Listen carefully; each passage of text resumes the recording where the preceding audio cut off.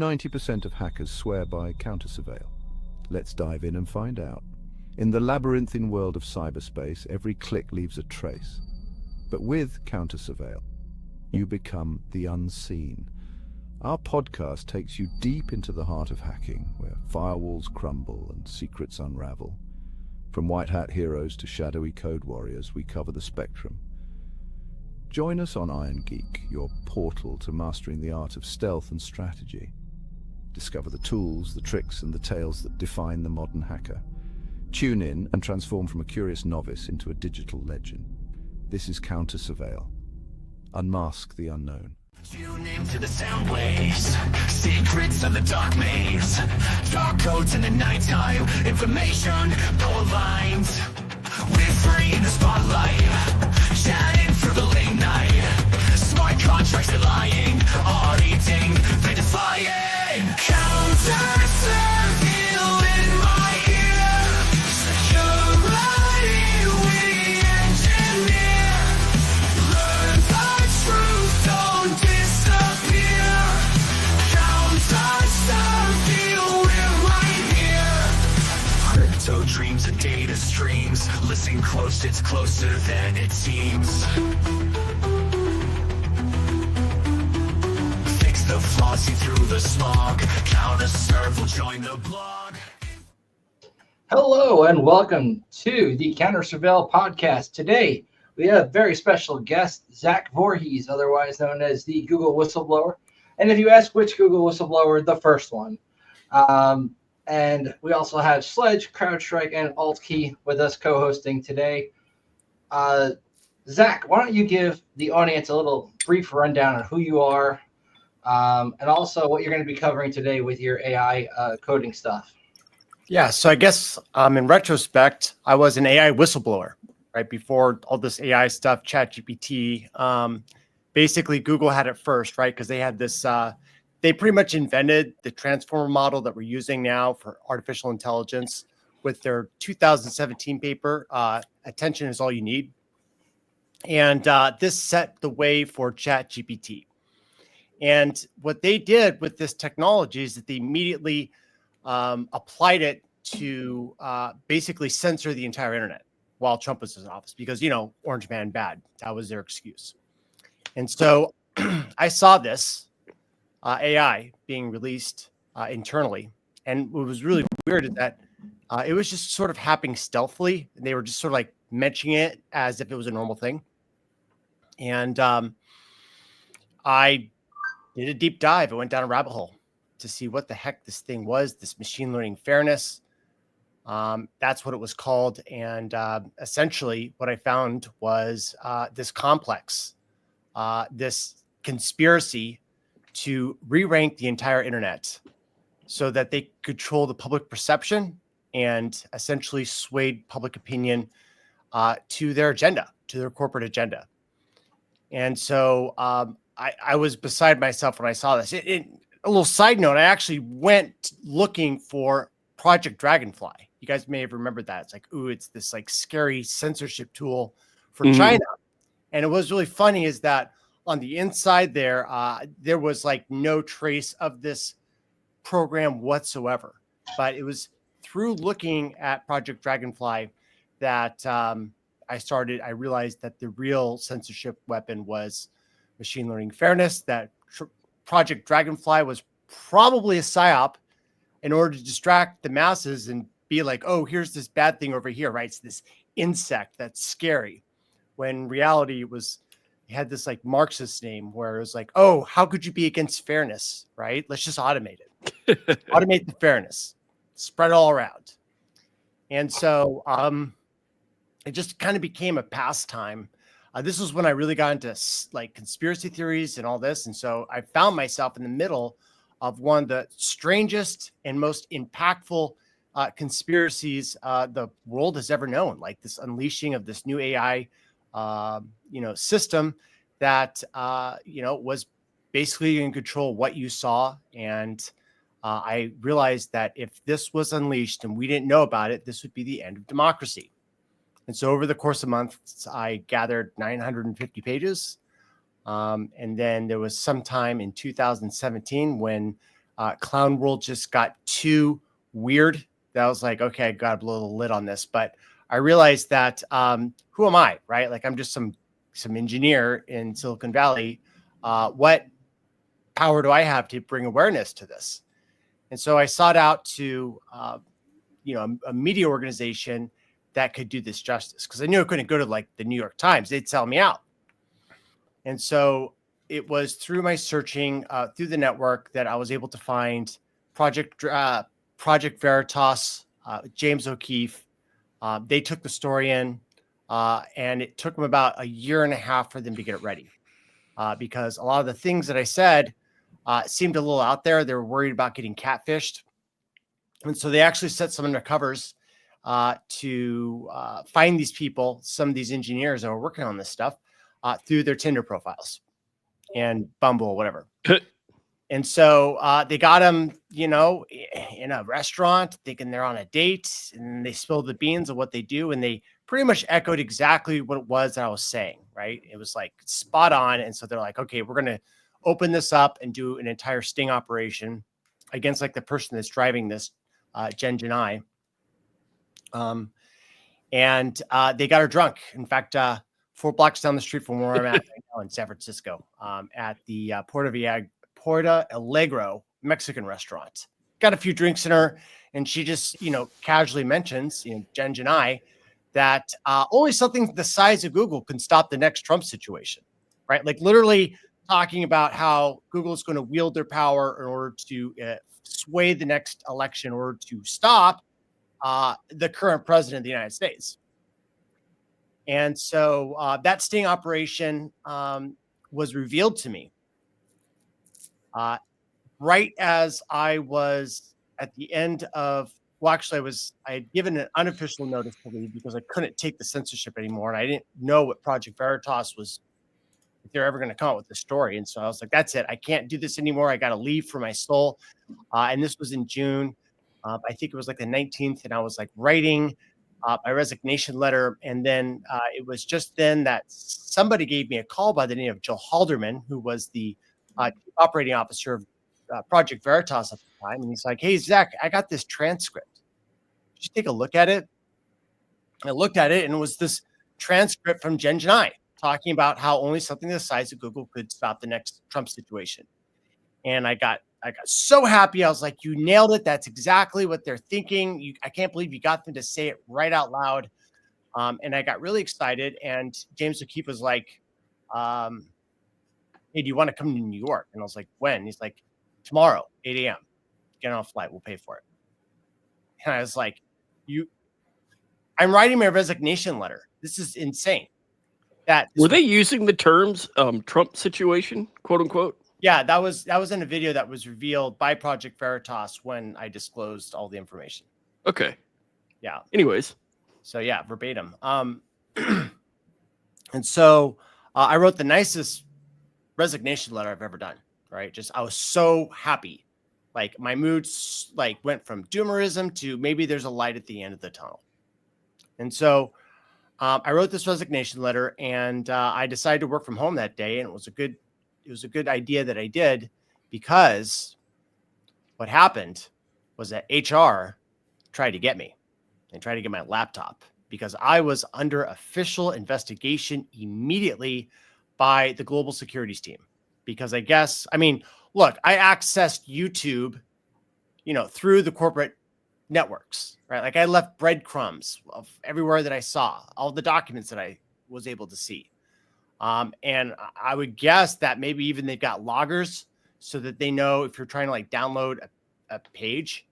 And the way that I exfiltrate all the data is I just saved it as a PDF, right? Simple, whatever, put on a laptop, put on a memory stick, get it off the drive. Well, if the security guys are any good, and they're paid enough to be good, they're going to have loggers that they're at least going to be able to use forensics in order to figure out what happened. Mm-hmm. And so they're like, yeah, you need to come into work immediately and give us your laptop. It's like, no, that's not happening. I'm done with Google. I've already given my 2 weeks. I'm not going to play any games. And they're like, okay, well, your resignation is effective immediately. They deactivated my key card. They deactivated my email address. Couldn't log into corporate anymore. My laptop was essentially locked. And so I got on a plane and I left the next morning.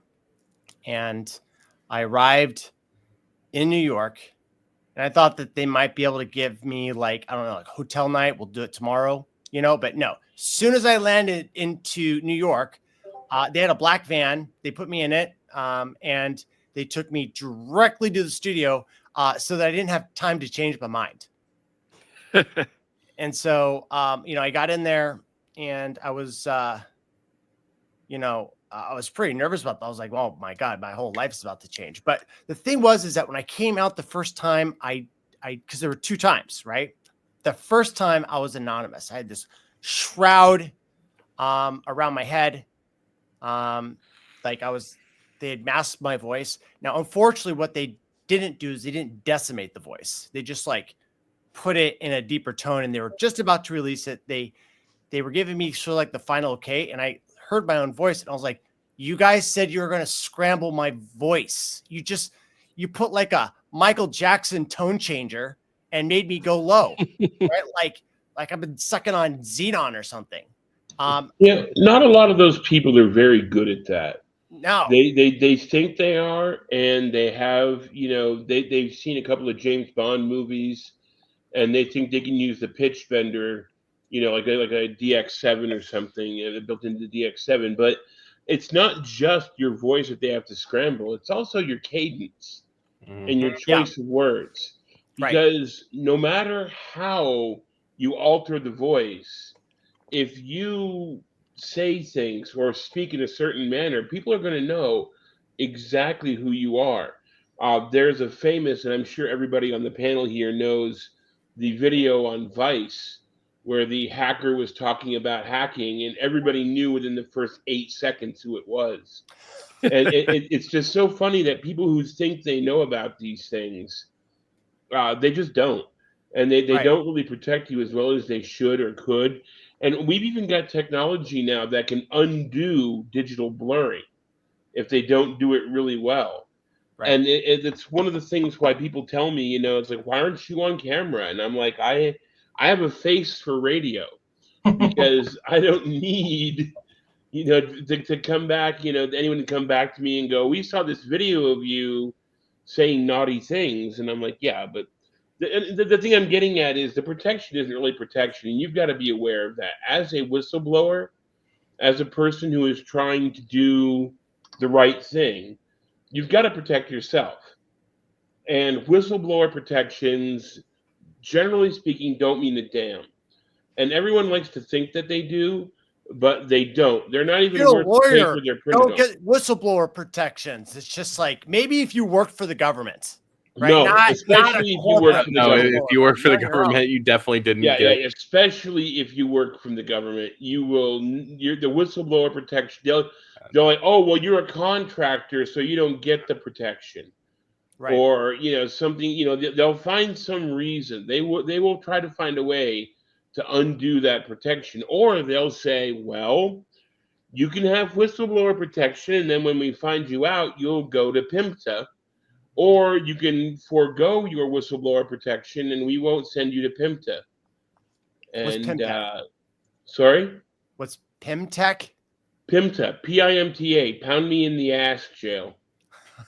PIMTA. Yeah. It's what when they lock you up in a room and throw away the room. Right. Sounds fun. So you can't really rely on whistleblower protection, and you can't really rely on people who spend their weekends playing Mario Kart more than reading the news to protect your voice and video and your mannerisms and your talking. And also, there's part of it that's on you. You can't go in there and talk with the same cadence and use the same phrases. You can't say, like me, if you hear something, if my voice is all disguised and all of a sudden, and Bob's your uncle. It's like, hey, wait a minute, I know him. He says that phrase all the time. Right. So you got to be careful, and you got to look out for yourself. Oh, I knew immediately that my goose was cooked. I was like, they've got the best people on there. They're going to be able to find it out like that. I was at least hoping that they would be like, oh, well, who could it be for like a week? But as soon as they saw the video, I was like, okay, they're going to know it's me. It's this anonymous thing is a shield. The only thing that was good about the anonymity of the pseudo anonymity is that the only people that are going to be able to tell that I was the whistleblower were people that worked at Google. And it was my hope that if I did anonymously, that I would be able to continue with my life as a well-employed software engineer. Yeah. You like Aerosmith, don't you? I do. How'd you tell? Dream on. Dream on. All right, there. So I put the kaboosh. I was like, no, we can't go forward with this video. They're going to figure out that it's me, and then they're going to sue me, and you guys are going to get the story, and I'm going to get jail time. Pound me in the ass, jail time. No, thank you. And so, they gave me the right to block the story, and so I invoked that right unless a condition was met, and that condition was that Project Veritas was going to give me indemnity, which James O'Keefe, to my utter surprise, absolutely did. And I would have cost him a fortune if I hadn't been able to realize, which I guess most people don't, that you really don't want to interact with the system at all, right? Like you just want to ignore it as much as you can and interact with it in just the minimal amount of way to get what it is that you need. And, I wasn't going to like play this system, get a lawyer, like go fight Google. Like so many people gave me that advice, and it was sickening. Right. I was like I talked to people that had also blown the whistle against Google. There was this guy by the name of Kevin Cernacki. He was one of these kind of brainwashed people. It's like, hey, what's going on? This is really bad. This is employment violations. I'm going to go to the National Labor Review Board of California and file a complaint with like this evidence that I have. Right. Because they're on my side. They're on the workers' side. Right. Oh, no, buddy. In theory. They sent your stuff, your evidence directly to Google, and they turned around and they charged you with civil espionage and dragged you through court for 2 years. And you know what? At the end of the day, you beat them, but you're $125,000 less rich than you were. There goes your life savings. So that's what happened to Kevin Cernacki. And I know this because I ended up talking to his lawyer when I was trying to figure out what to do about this laptop, right? And so I ended up meeting the same lawyer that he had, and he was salivating because he wanted to have, like another year and a half where he was going to drag through a frivolous lawsuit. It was almost like, oh my God, this is how I'm going to buy my Ferrari, right? Like I could just see it. And I was just like, oh, this is not going to end good. He's going to tell me information that's going to increase his billable hours. Like I'm fucked. Can't do it. And so basically what I thought was, if I could make the biggest media splash ever, then that would be 10 times what a lawyer would be, right? Like just damage the reputation, right? Like use their coming after me as leverage to boost up my voice. Then everyone knows how evil Google is. Like think about that. If you're a Google executive, like what's in it for you to go after somebody where they're going to be able to give a disproportionate asymmetrical damage in a kamikaze thing? Oh my God, Google's so bad to me, blah, blah, blah, right? Like I become like the face of the resistance. And so knowing that, that was like my plan, not knowing that that's how I went in, which is basically don't interact with the legal system, don't interact with the system at all, just go through the media and try to get as big as possible. And, what's really interesting is how, there's this book, How to Win Friends and Influence People. And the thesis of it is basically like everyone's the main character of their own movie that's going on in their head. And so if you want something to appeal to people, what you got to do is you got to make them the main character. You got to make them the victim. You got to have a perpetrator, and then you got to have a savior. Right. And if you can align that triangle such that the victim is the audience, right? Because they're being censored. They know they're being censored, right? The rescuer is the truth teller that comes out and says, this villain is actually censoring you. And here's 950 pages proving that this is what they're doing and that they are gaslighting you all the way. People love it. They ate it up.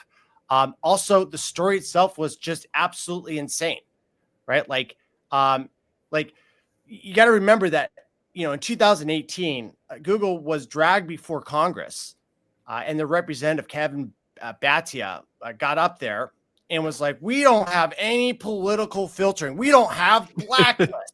You want to know how dumb these people are? Okay, you want to know blatant, and wrong there. I went and said, "We don't have any blacklists, really? We don't have any blacklists. I'm just going to go into code search, type in blacklists, and see what happens." Well, guess what? They literally named their blacklists blacklists.txt. Excellent. That's how bad it was. Like, that's how in your face. And this blacklist.txt, I can actually show it up here in the window at zachvorhees.com. It was this YouTube blacklist. And what was really interesting is that can I get myself and in there? Oh, I guess I can't. Something went wrong. All right. These blacklists were injected during what's going on here. These blacklists were injected during what were possible intelligence operations, like mass casualty events, right? Like first, this is how it started, right? You want to know how all the censorship started? It started with Pizzagate, believe it or not. Yeah, it was really, when I found this, it was really shocking, the correlation, right? Like, we didn't always have the term fake news. Fake news was born one day after WikiLeaks released the Podesta emails, and they talked about hot dogs and whatever. I mean, I think it's all an intelligence op. Like, I think WikiLeaks, Julian Assange is compromised, has been for a long time. It just so happens that WikiLeaks like instituted revolutions in the Middle East with the Arab Spring that, the CIA just happened to benefit from. Come on, right? Like, anyways, so WikiLeaks releases these Podesta emails that talk about like pizza and all these code words.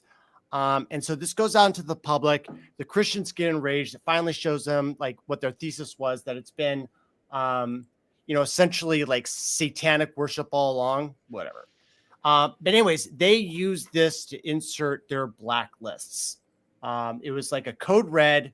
They had this all hands like meeting. It was in October, and they're like, "Oh, there's all this fake news that's coming." I was like, "Fake news? Where did that term come from?" And then like all of a sudden, everyone was talking about fake news. It's like a neologism was born on because of the Pizzagate files. And so the media got really huge about this concept of fake news. YouTube's like, "Oh my God, there's a crisis. We got to like do the fake news." And so what they did is they started injecting these blacklists. This one right here, this YouTube one, this one, right? So this is the address right there. Blacklist. That's actually what it was called. YouTube controversial query blacklist. Can't be any more on the nose than that, right?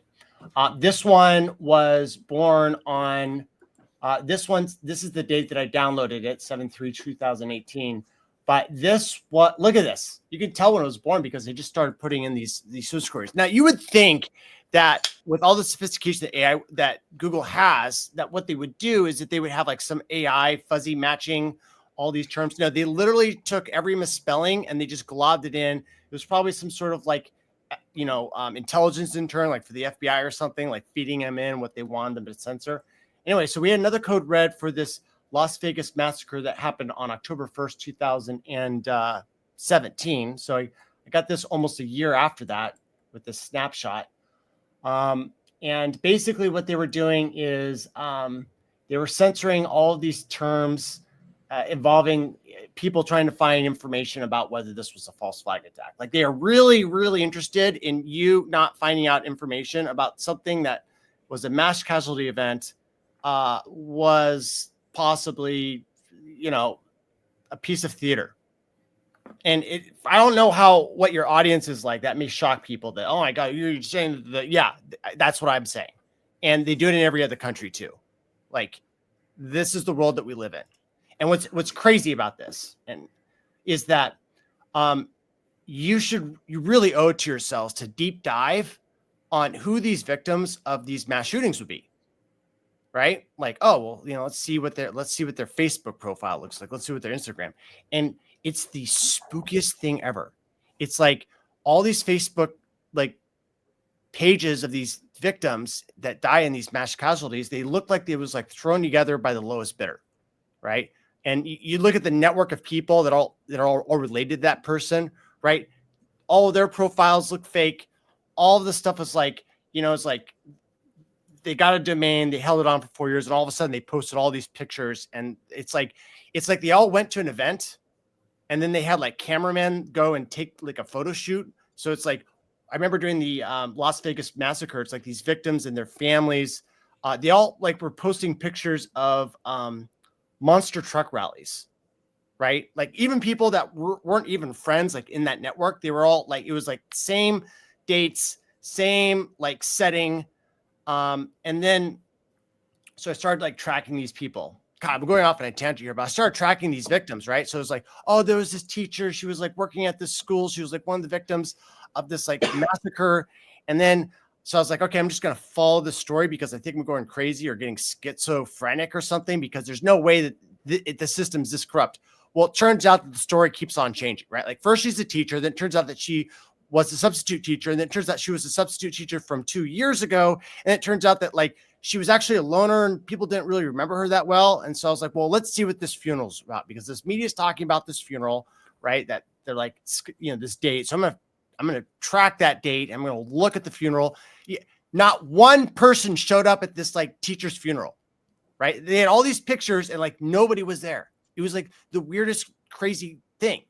What was also crazy is that how the people that were saying that there was like multiple shooters, that there was like a Black Hawk helicopter flying around, they started getting killed one after the other, right? Like one was like a father-daughter, like murder suicide, right? And then it was like 10 people were offed after that whole Las Vegas massacre. Like it was almost like more people died after the massacre than during. And here's why I think that they're doing it, right? And this is why they're doing this here, is that, look, if you're going to run an intelligence operation, all right, what makes more operational sense? That you actually kill people or you pretend to kill people? Because if you pretend to kill people, then guess what? Their family's not trying to figure shit out. And that was like one of the biggest, like, that was like when I, like, once I realized this, like right there in the Las Vegas massacre, while I saw this blacklist coming out, that I literally started like a Kundalini awakening where I realized I had to burn like that. Most of the stuff that I believed in was essentially given to me on a platform by mass media consumption. And that the reason why I believed this stuff was because very, very rich people that I'll never meet had a very strong interest in me believing it. And so I realized that if I was going to like essentially like purify myself of this ugly world that was coming down around me with the fake news and this blacklists and the lying, I basically had to not only change the fundamental, but basically like kill the person that I was, right? Like I used to be this libtard, like, oh, like I literally created a startup to fight global change. It was LED turn signal gloves for a bicycle, right? You just check it out. Zacky's. It used to be Zacky's.com, but I lost the domain because that's an old project now. Sold 8,000 units.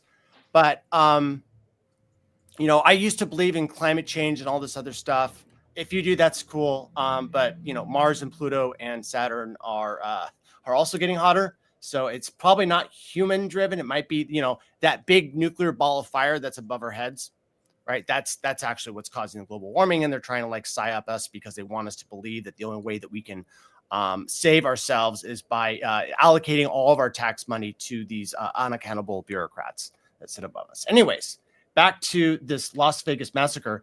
So, they're trying to, like, it seems to me that the elites were trying to like keep it under control. Right. They're doing their little games and they're trying to control the media, because the word was out that a lot of these things were actually, false flag events, information on Stephen Paddock.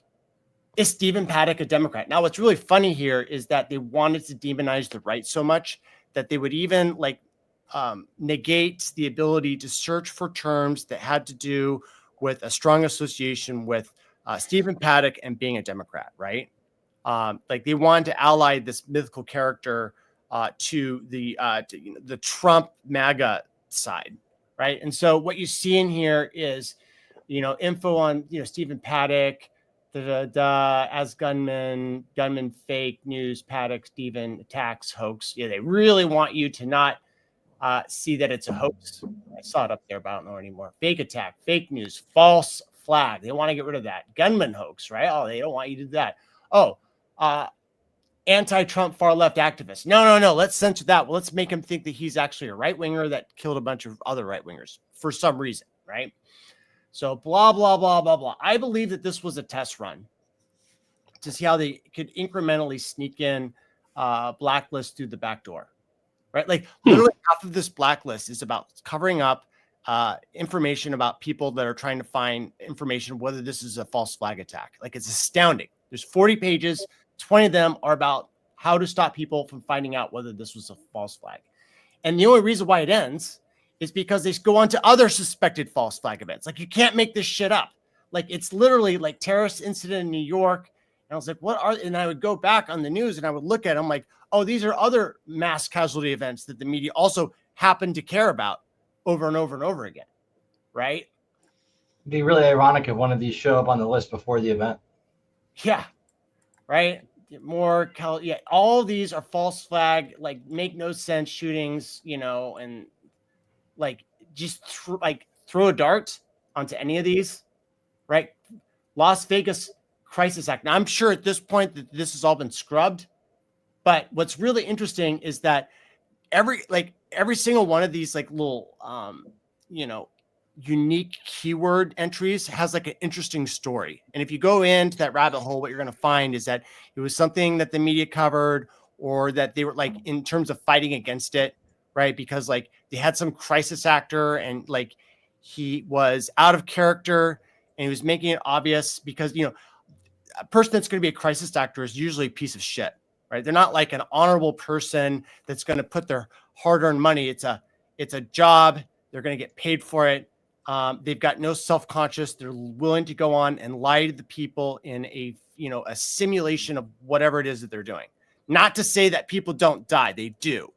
But the greatest psyops are the ones that are both partially real and partially fake. And that's the problem, is that it's the fake part, right? It's like, oh, we got to get these crisis actors out there. Let's talk about guns and guns and guns and guns and guns. It's funny.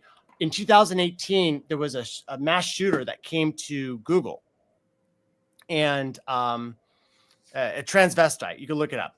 April 2018, and it's a small campus where I was working at YouTube, and there's like this patio, and that for some reason I was like too locked in the flow of coding, the YouTube app, and so I skipped lunch, and there was like a fire alarm that was pulled, and I was like, oh, wouldn't that be funny if this was like a false flag attack?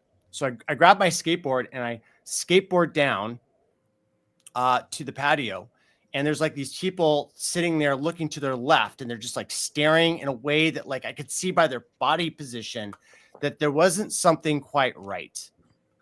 And so I looked over there with them, and lo and behold, there's this dude like on his back, like bleeding out of his stomach. But I didn't realize it was blood because I didn't like piece it together real quick. And then all of a sudden this SWAT officer bursted through the one-way door. I don't know how he had a key, but he was able to swing it open and get in. I saw the gun. I was like, oh my God, this is a false flag attack.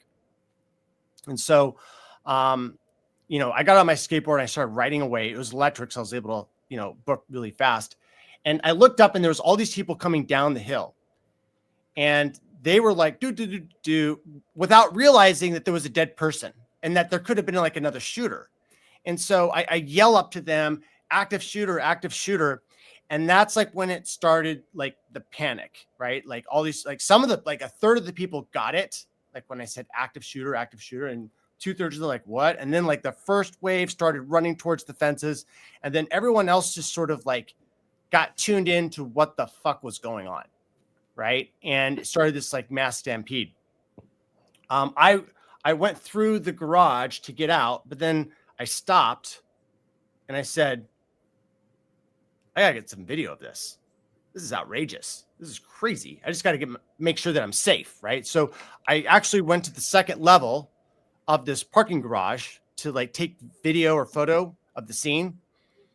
And there was already a guard up there. Like one of the Google staff was like making sure that nobody could go up there or take pictures, which I thought was really strange. Like there's this mass shooting incident and they're already like stationing people so that they can't take pictures, right? Kind of like hitting the walls of the Truman Show. I don't know. Maybe it was legit. Maybe it wasn't. But what was really weird is that, we never found out who the victims were. Like 4 people were injured. Like one was shot through the ankle. Something about it was real because one of my coworkers dodged breaking glass. Like he was literally sitting there at the lunch table when the shots rang out. They burst through the window. The window shattered. And he was like, fuck, and he got the fuck out of there, right? He ran, sprinted. But, one person was shot in the ankle, went to the Carl's Jr., this thing. And the craziest thing about this is that it's like 6 years later, and we've never figured out who these people were that were shot. And it's a small campus. Like, it'd be like, oh, it was Jane over in accounting or Henry the engineer. But, like, we never got the names. Google's like, oh, we don't want to release it for privacy reasons, typical thing. And so I decided with a friend that we're going to try to investigate this, like try to prove out whether this was like, a real person or maybe it was like a false flag event. And so we went to the Mark Zuckerberg Hospital, which is where these victims were, as reported by the news. We had with them like a balloon, a helium balloon, and like a get well card. Right. But we didn't know their names. So it was like, it was almost like we had this like little crisis, like, oh yeah, we're so worried about them. By the way, what's their name? Right. And it was like really weird. The doctor was like fumbling. Well, we can't release that, It's kind of reminded me of a spook or something. And so I played dumb. I was like, oh, okay, yeah, that's great. Yeah.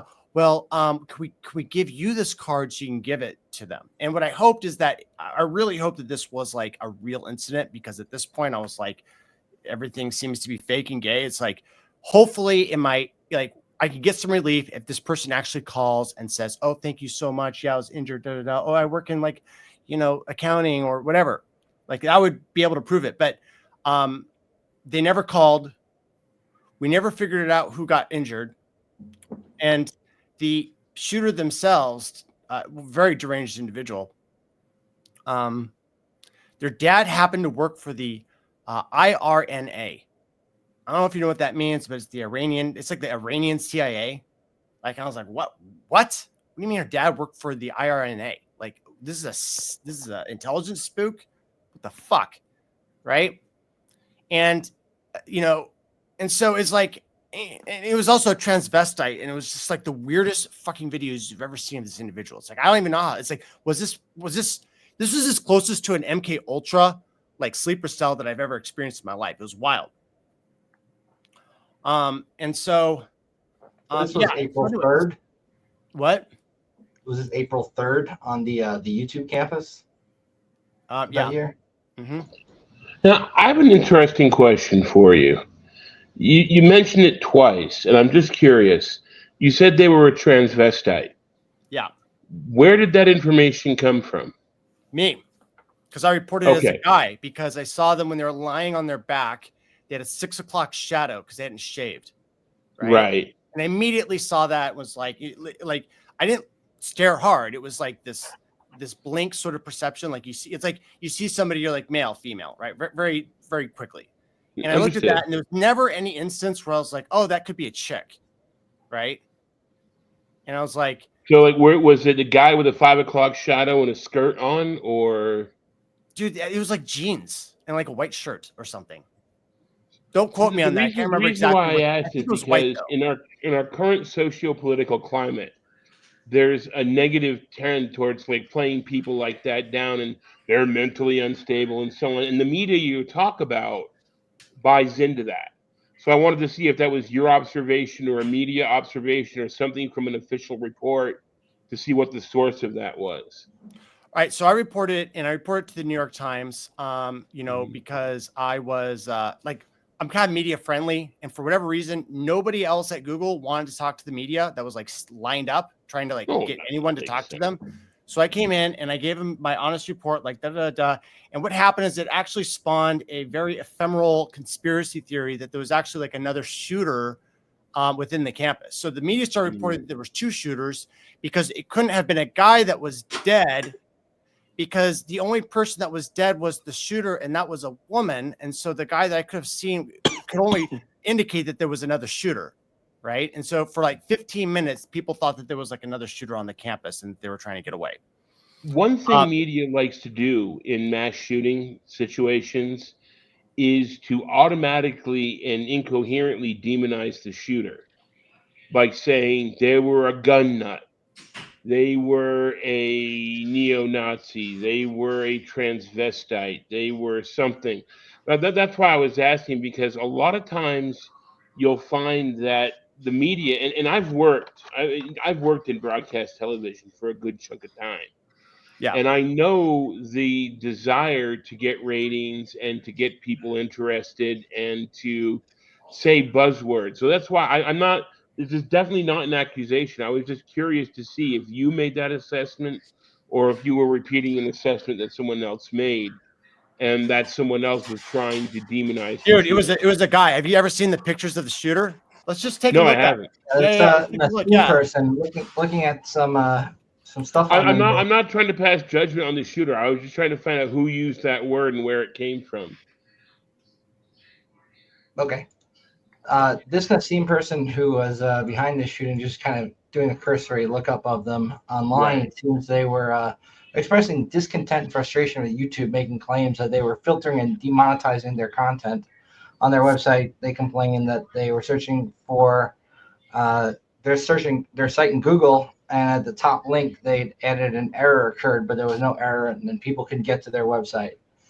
So that's the justification, at least online, for this. It's the whole thing on tick.co, going over the case files, Nassim, Najafi, Adham, that person. Yeah. Interesting.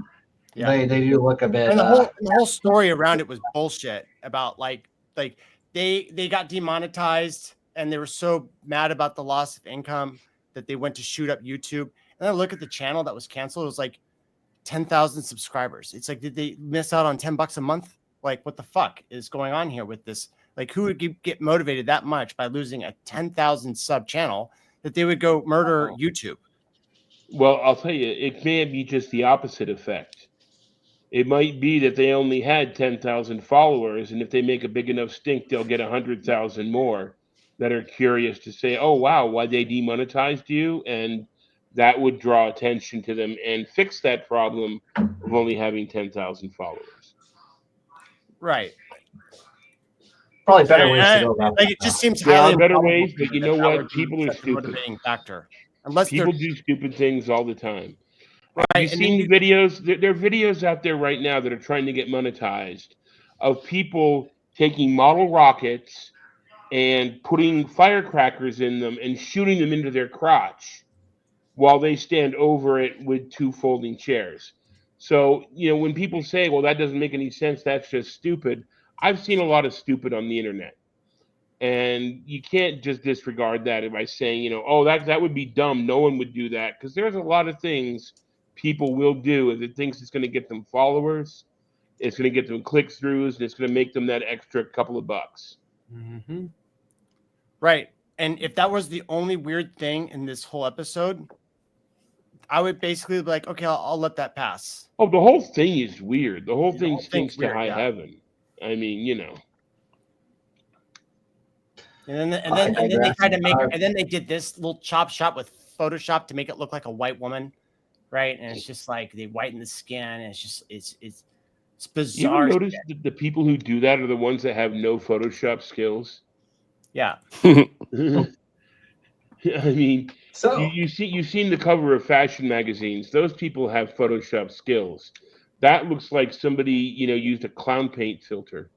When that came from the media too, the media generated, they should know better, right? If you're going to do a hack job like that.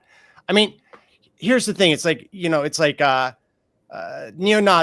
transvestites, like crazy Christians, like these are all trigger concepts, right? Like you talk about them, people have like this visceral emotional reaction, which is why like all these shooters are very weird, right? And very Yeah.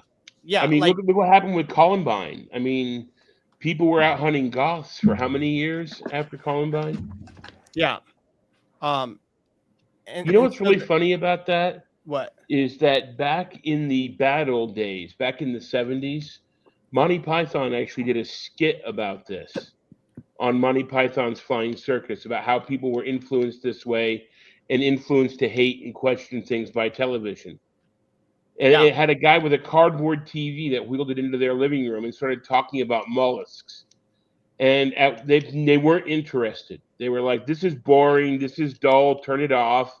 And then the announcer said, but this mollusk right here is gay. And they threw it on the floor and everybody stomped on it.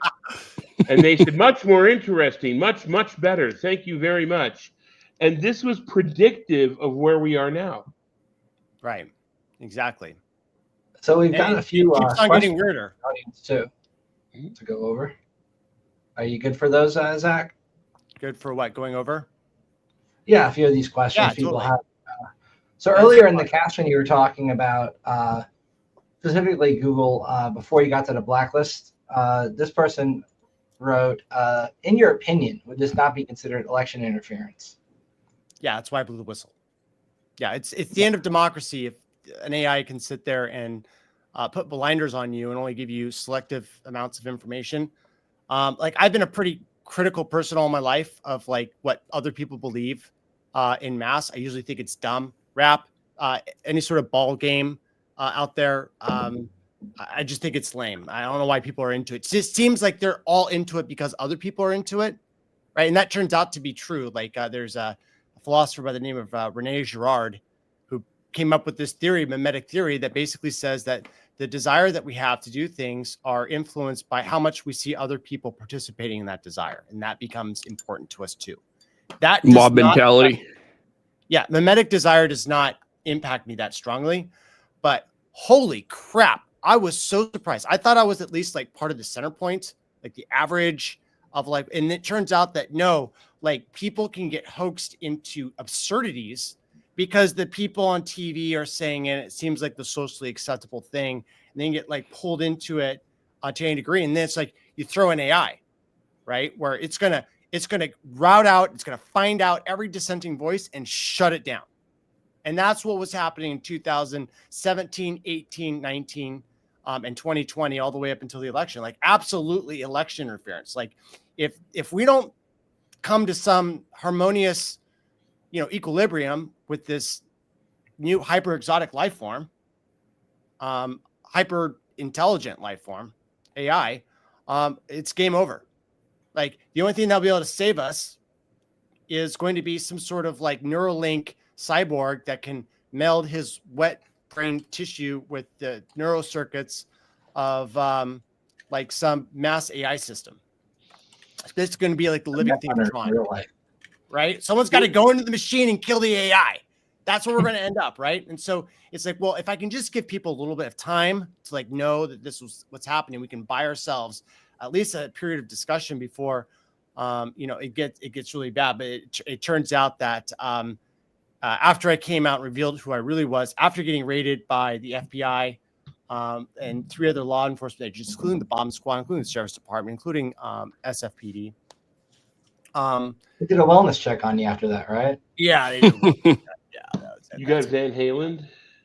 Yeah, the 5150? wellness check. Yeah, it turns out they're just gonna like they did a stakeout. They shut down the 20th of Valencia all the way to 22nd of Valencia, in order to flush me out.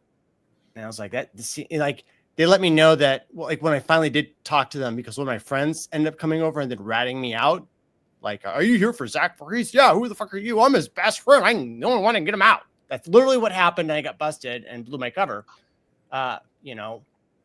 And this was, the result. I don't know if you guys are gonna be able to get video on that, but I Full can, screen that, Frank. working on it.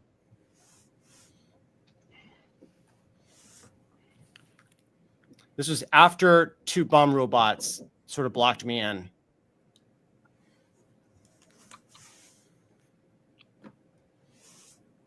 And then when I go past, there's an officer hiding. He's going to chicken leg me or chicken arm me. Chicken wing me. He's going to chicken wing me.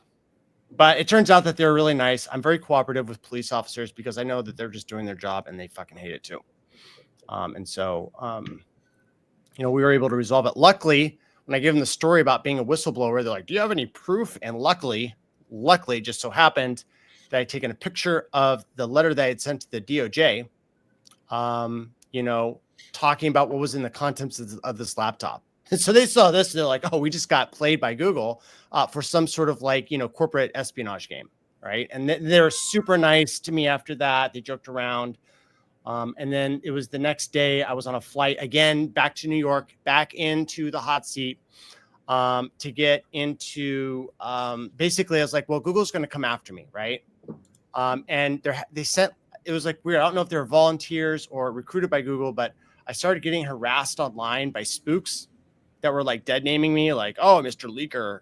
Well, not dead naming me, but basically like calling me out as the leaker. And so we didn't know who they were, like who are these people associated with. And so we set up a trap for them, and you should copy this tactic because it's amazing. You basically just throw up an Nginx server, and turn on logging, right? And then my friend got into a Marxist debate because he's an ex-Marxist. He knows everything they do, read all the literature. So he started like blah, blah, blah, like arguing with them, and then like put up a picture to prove his point. Unfortunately, that picture was tied to our URL with our logging. And so when that person came in without a VPN, we caught their IP address, and their IP address was at the Indiana Google data center. So we're like, okay, well, these trolls that are coming after me are, either spooks or in on it from, hired goons by Google. And so I was like, well, the only way that I'm going to get these people off of my back is that I got to make an even bigger splash and get all of the 950 pages of documents out into the general public and away from who I was, right? Because then after that, like, what's their value target, right? Like all the information would be released. And so, that's what I went to do in New York for the second time. I came out, we dropped all 950 pages.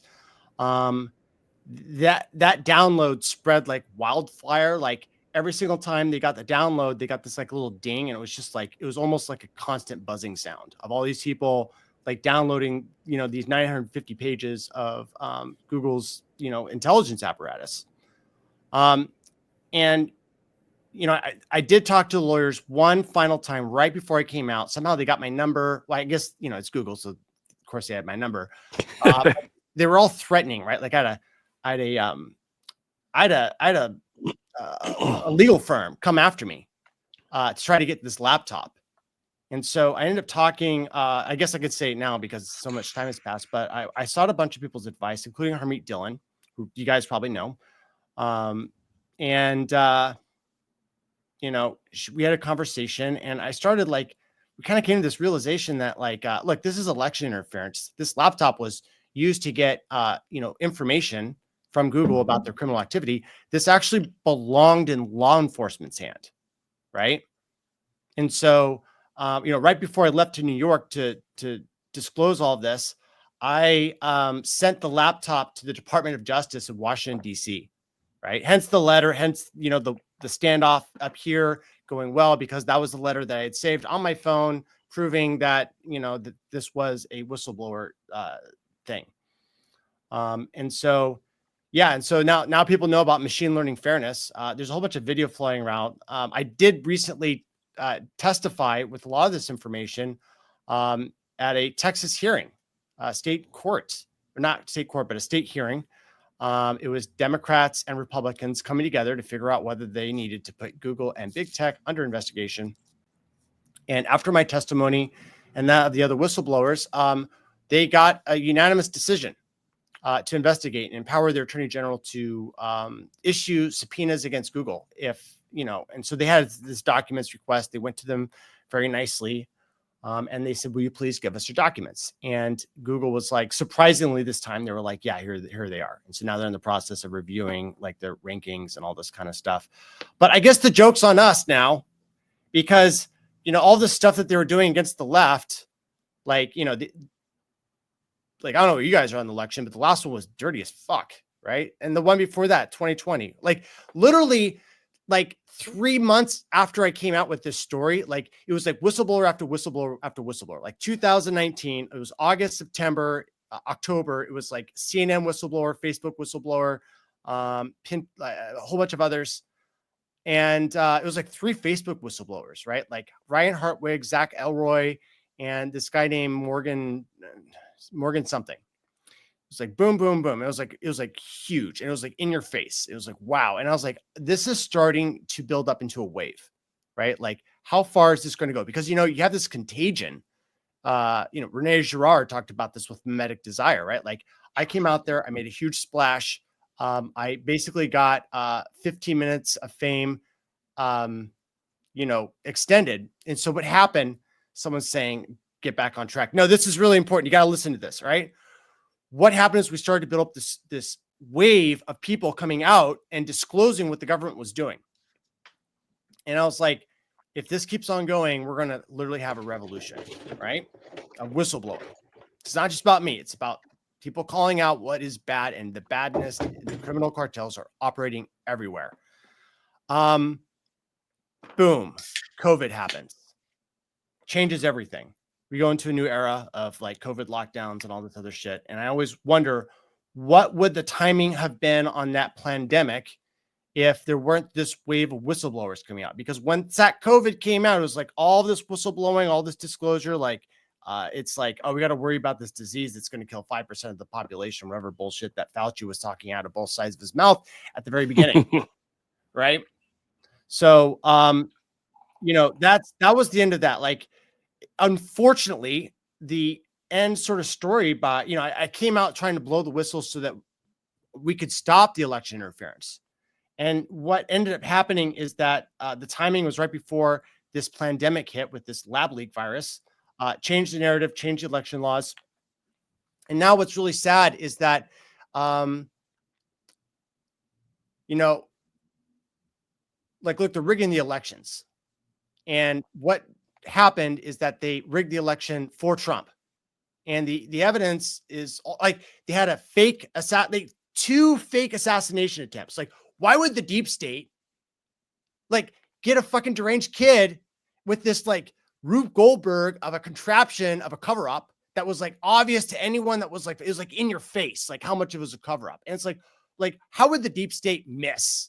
Right? Like, they're literally professionals at killing people. Like during this whole COVID thing, 4 presidents that like were against the COVID vaccines died. One in Tunisia, and I forget, like someplace like maybe it was like the Tasmanian president or something. That was number 2.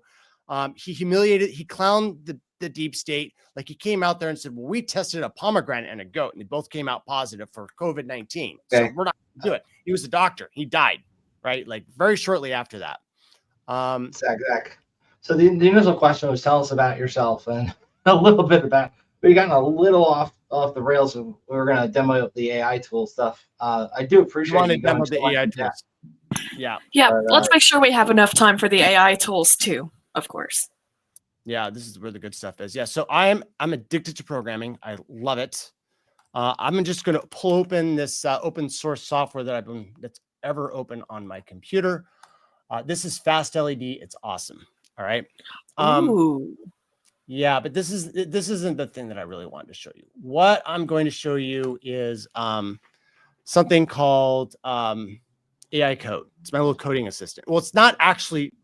I built a front end because there was this tool out there called AiderChat that was so awesome, but you need to like set up your bash file, and you need to like, it borked your system dependencies if you installed it, at the root level of your Python installation or your system dependencies, because that like all these AI dependencies. So I was just like, I'm just going to package it all up, isolate the environment, and amplify it. And you can install it like this. You guys see that, all right? Advanced AI Code. right? It's unlike the other ones like Cursor AI or Copilot. This one is a command terminal only thing. I lied. There's also a web GUI. I don't use it that much. Now, here's why it's so freaking awesome. All right. Now, a lot of these AI projects that you see on my Windows, I can't even get it bigger. Hell, let me just get this out. A lot of these AI projects that you see on the internet, they have one thing in common. They're all trying to like make the entire project template. This one's different in the fact that you're trying to do brain surgery. And so the way that I like to do it is this. I am going, let me just find some source file that I've been working on here. Okay, so let's go to the string. All right, let's just go. Yeah, it's the lookup table. Okay, so what we're going to do is we're going to start up AI code. So I just installed it with pip install advanced AI code. All right, after that gets done, you're going to launch it with AI code. It's going to come in. First launch, it's going to ask you for your OpenAI key or your cloud from Anthropic. I recommend Claude because it's amazing. And what's great about this one is I've unlocked an architect mode that is not on by default. So what I'm going to do is I'm going to add a file. Right now, that file is part of a chat. It's now going to create an AI on this thing. So, so I want to be like, okay, well, you know, this is almost like a toy example. Add a setter that converts from float to the internal data type.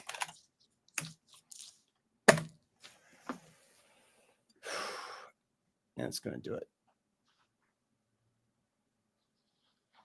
So it first goes to a first pass, which it basically asks an expert, like, how would you do this from an AI? And the AI figures like the high level, and then it goes into the implementation phase, which is the second phase right there at the files. It's going to go in and it's going to, it's sending me diffs right now. And if the program does checking, and if the diffs match the source, then it accepts it. And then here we go, right?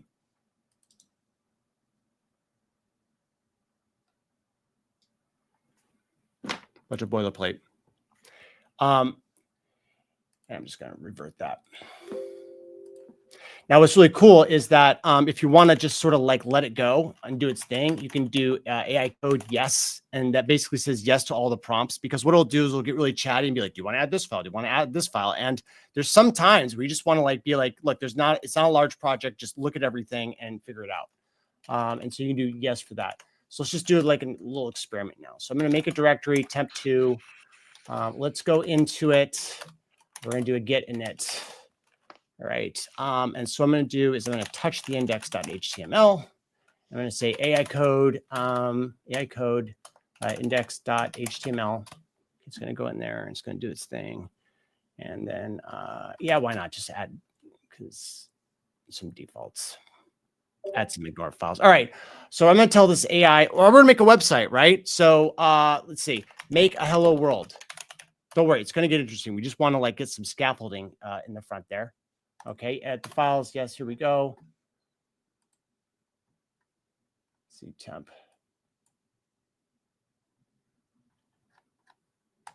Here, I'll just run it.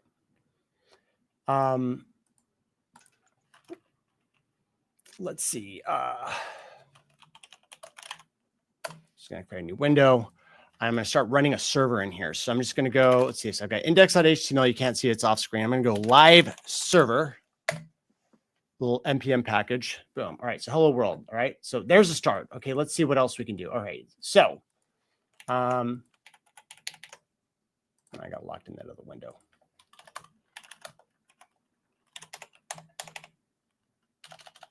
CD temp2. Was that what it was called? CD temp2. There we go. All right. So AI code index.html. Yeah, it's going to have this. Sure, why not? We're going to restore the chat. All right. Now I'm going to come back here. I'm going to be like, create a beautiful landing page. Create a beautiful landing page with a sign up form. Add a centering div using the Flexbox. Have it make a phishing page. A phishing page. You could do that. Yeah. And you can almost auto-generate these things, right? Yeah. Let's just get all these windows out. All right. We're going to see the live thing. Actually, it is going to ask me to accept the changes. I'm just going to say yes. What I should have done is I actually should have just done -- yes, because that's faster and it really starts to scream. All right. Let's see here's the magic. Here's the magic.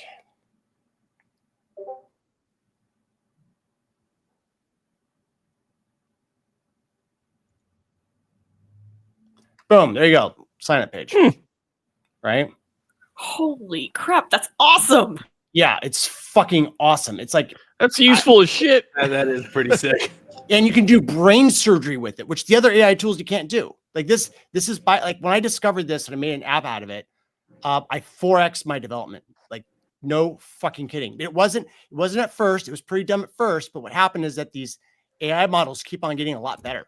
Like it's amazing. Like now, like before it was like a clumsy idiot. Now it's like a very competent, junior engineer that also has this breadth of knowledge, which is just absolutely insane. And what's really interesting about work with a local model like StarCoder 2.5.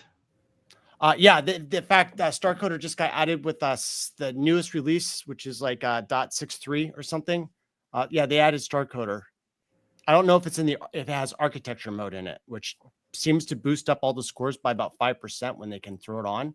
And right now we're at this like tail end where you go up 5% in the benchmarks. It's like massive. Like if you go from 85 to 90, it's basically doubling the value. And I can imagine that 95, I'm basically going to be spending almost all of my time prompting it. What did you say this tool was called? It's called AI Code, but that name was already taken on PyPy, so I had to name it Advanced AI Code. Let me just show you the GitHub.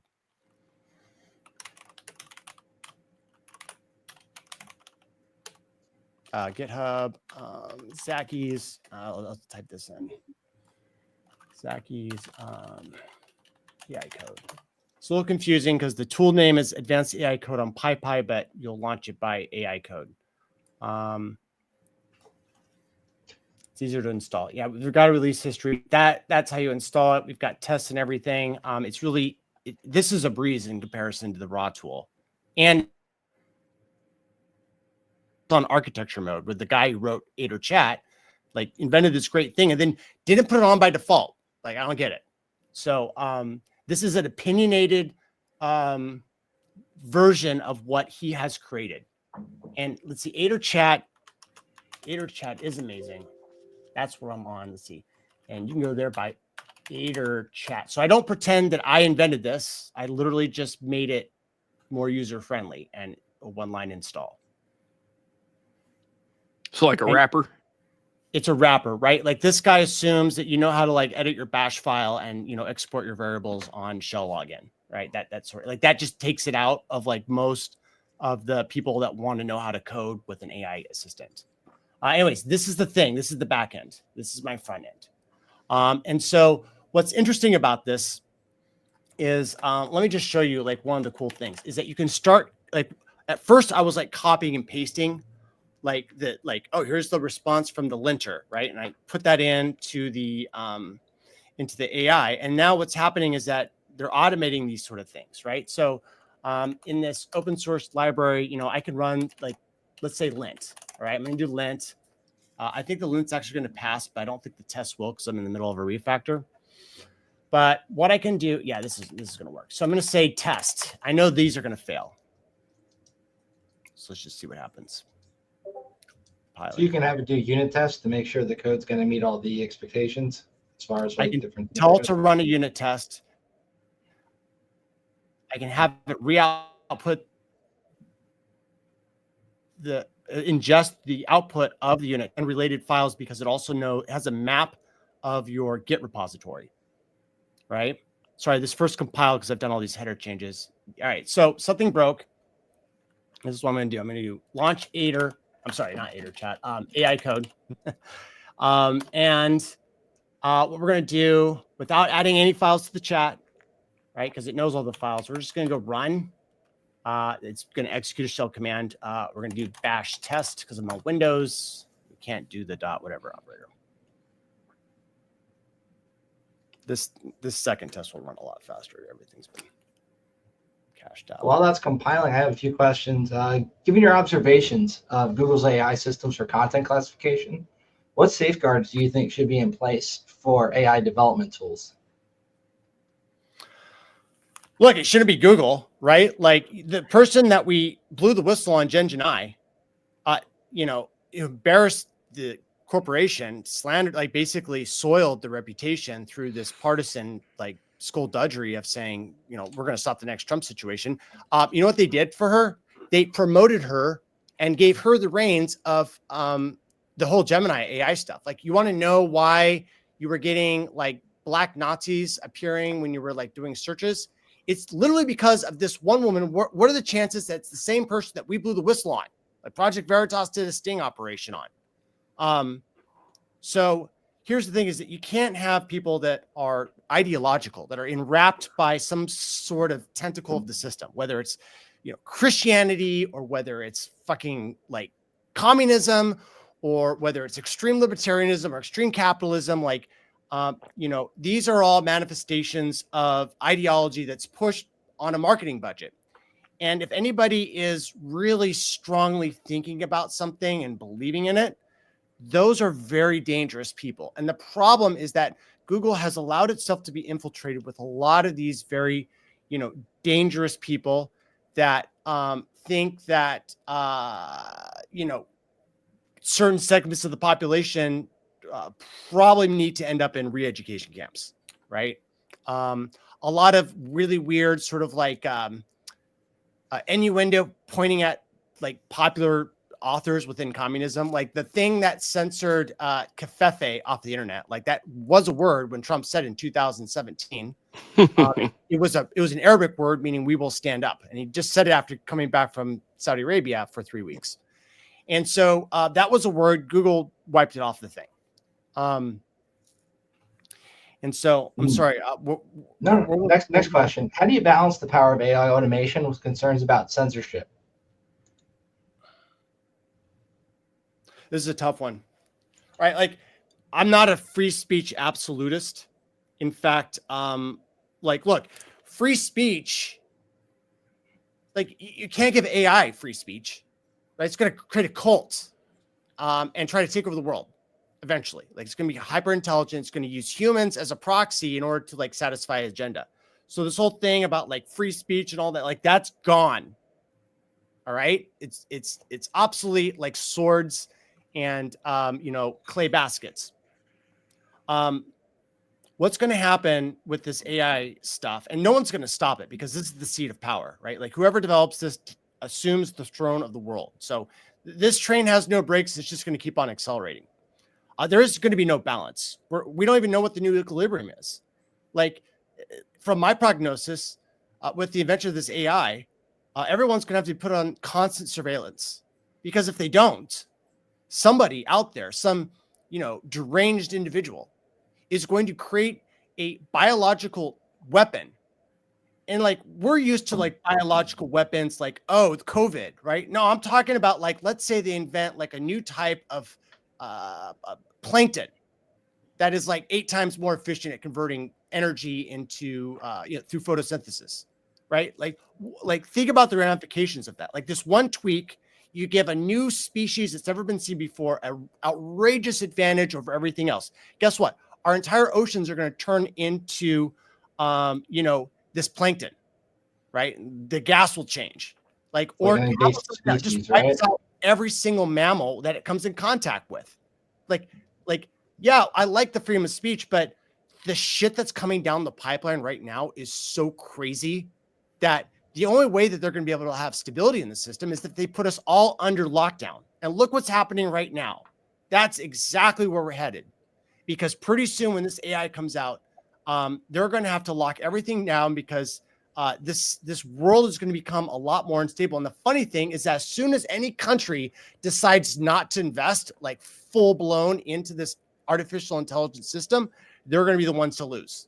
It's a very, very nasty game setup that's out here. And I have pity to anybody that's got a game scenario this whole thing out. Like free speech, human rights, like gun rights, like That's all out the window. Like, what are you gonna do with the Second Amendment when the government's got kill drones that fly at your head and blow you up? Like no shotgun's gonna protect you there, buddy. Like right now, we're in this transition where we still are holding on to like this old system because we all grew up in it, but essentially it's already obsolete and it's all going to burn off in the coming decade as things really heat up. I think we're going to go into some sort of war with some world war, and that's how they're going to like usher in this whole power grab, right? Like they're going to need a huge distraction. Everyone's like, oh my God, we're going to die. And then they seize power to like do the security. And then all of a sudden you're living in universal basic income.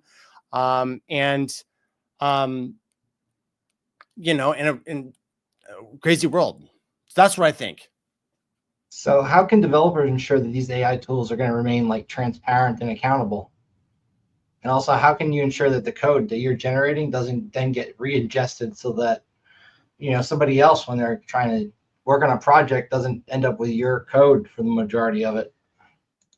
Right. Like any answer that I would give you that would like give you a shred of hope would be like almost like a Dumbo feather.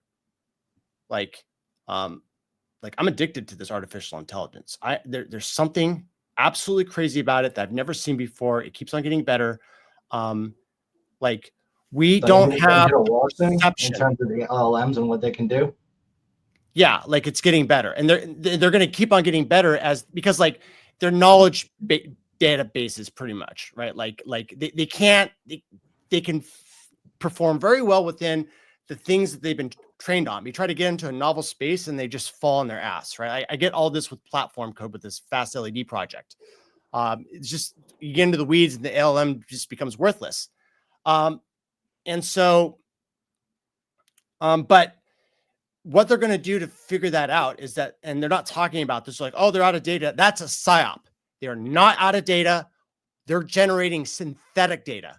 I know because I helped Mike Adams with his LLM project, and that's what we did. We took data, we generated synthetic data off of one AI to bootstrap the second AI by forming the training data into what AIs love, question and answer pairs. And you literally feed in these, question and answer pairs as part of the fine tuning step, and all of a sudden you've got like a new AI, right? And so we generated synthetic data to bootstrap the AI into its training, its fine tuning. They're doing this right now with artificial intelligence. And right now we've hit the sort of like a limit with the current architecture and LLMs, this attention transformer. But we are like 1 or 2 pumps away from total AGI. Like they're going to, like, mark my words, like they're going to solve the scalability problems. They're going to be able to keep this train going like higher and higher and higher. Somebody like Musk's already got AGI. I think the elites have AGI. Yeah, I think they're kind of slowly rolling it out. There's signs of it too, right? That they're getting ready for the final thing, right? Like we haven't had a nuclear power plant built for 30 years until like 2 years ago. Now there's like 30 going up, right? And they're attached to these AI data centers. And what was really interesting is I didn't really know like, oh, who's really in control of the world? Is it the Chinese that are subverting the West and the, Anglo-Saxon, Zionist alliance? And what was really interesting, because I didn't know how China paired up. Now, what was really interesting is that there was this talk by Eric Schmidt that he gave at Stanford. They scrubbed it immediately after it came out. But what he said is that because of the CHIPS Act started by Trump, the CHIPS Act was under Biden. But what they did is that they cut off NVIDIA chips from China. Okay. Right. And then they started using that old APU architecture from AMD so they could load the models and the hardware that they had. Yeah. It's kind of an interesting adaptation, considering for us, we need these really expensive graphics cards to run these local models. And they've found ways around that without needing a graphics card at all, using onboard like video combined with processing, which is an older architecture. It was kind of abandoned by AMD years ago. And like similar kind of divergent paths using NPUs instead of CPUs and finding different ways to do the matrix multiplication and things needed. It's interesting the way they've way down to 1 bit. If you can imagine, I can't imagine that we've come full circle and now the LLMs are going down to 1 bit. Like they're circling back into digital, which I don't exactly know how that works since you have to have a sinusoid. So, for these neural network bias response neurons. So, but it's pure magic at this point. But the problem is that we fundamentally have way more computing power than the Chinese have, and they are hopping mad about it. And that's according to Eric Schmidt talk. And when I realized that, I was like, okay, I kind of see who's the dominant one in this. Well, when they banned the Bitcoin mining over in China for a while, that forced them to sell off a lot of those used GPUs to our market and kind of fixed our price problem with GPUs for a while. But at the same time, now China kind of needed to adapt in terms of what they're going to use for this AI stuff. And I think a lot of the ways they've adapted, we don't necessarily make public just yet. But I don't think they need the NVIDIA GPUs to do what they want to get done anymore. There's not really a barrier to them. And also, don't we manufacture a crap ton of them over there anyway? So what's stopping them from just keeping them there when they manufacture them? Well, we had that whole thing in Taiwan with in 2021, I think, or something. We're like, oh, we're going to like go into a war with China over Taiwan. A lot of that was used as a cover to package up TSMC, put it on secure cargo ships and ship it over to the Western world, right? Like one of the stations landed in Arizona, Netherlands, and stuff like that. And so we've actually imported and taken away one of China's sort of like proxy national strategic assets, which is the Taiwanese Semiconductor Manufacturing Corporation, right? Like the number one company within Taiwan. We've now largely absorbed their intellectual property, and well, actually not their intellectual, it's our intellectual property, but we've absorbed their foundries, which are world class, and we've planted them right here in the West. And now China's embargoed against those chips, which you know, the actual machines that make the very small nanometer processing capabilities with the transistors, like those particular machines, I think they're only in Taiwan specifically. Like China doesn't have many of them locally where they'd be able to manufacture their shit if they wanted to. Yeah, they're like they can make bigger ones, bigger freaking nanometer, and they'd be more expensive and more power hungry, but they'd still work. If their base thing you want to do is essentially be a graphics processor, run DirectX code, bytecode. I'm sure they've built ways around the export ban, just like Russia did when we did an export ban with them, and then they went over to China and we're like, yeah, we're just going to set up our own network with you guys for transactions. We tried to cut them off. Low key, there's people making a lot of money smuggling chips into to take advantage of the arbitrage. There are people have been caught at borders like with chips strapped to like most of their body. Yeah. And they obviously don't see the light of day after that, but at the same time, it's interesting. Oh, really, that's what happens. They bring the hammer down on those people. Yeah, that makes sense. Like the deep state doesn't want China to have. It seems like drug trafficking, trying to bypass these export bans and things like that. It's considered even worse. Yeah. So I've got a question. Shoot. When you were going through all this legal stuff, did you ever reach out to the EFF? No, they're compromised. Kidding me? Okay. They're deep state, 100%. They're controlled opposition. They're there to have you sit out of the fight, think that the good guys that have your interest in mind, like but they'll turn around at a critical point during like some sort of event, and they'll be like, oh yeah, we're actually against like free speech. There's a very specific instance of that that I can't remember what it is right now. I think I posted one of my Twitter posts, but it was like they did like, oh yeah, they defended fucking Google. That's what it was. Right? What the fuck? Why is the EFF defending like Google that we shouldn't like investigate them? And like, maybe bigger corporations are actually good for you've heard this like this argument by economists. They're like, oh, actually big corporations are good for stuff. The EFF went to the defense of like Google, and it blew my mind. And after that, I was like, there's no way that I would ever touch that. Like they've exposed themselves. And it's not like they expose themselves all the time. Like they have a front. It seems like they're doing good. And then right at a critical juncture, they're going to be like, turn the knife and backstab you. And so there's no way in hell that I would ever go to the EFF. I might as well go to the New York Times. Now, I have a question about that, because a lot of people, they like to worship the water that the EFF walks on. I'm not one of those people, but I can understand the EFF acting that way, double backing, doing things like that. They're lawyers. That's what they do. How did you equate that with deep state? Look, How is EFF owned by the deep state and not just another evil company? look, these people are like, it's gentle. Somebody in the comments said George Soros. George Soros, yeah, all these, like if they're in the news, they're pretty much compromised. Look, here's the thing: it's long-term soft influence.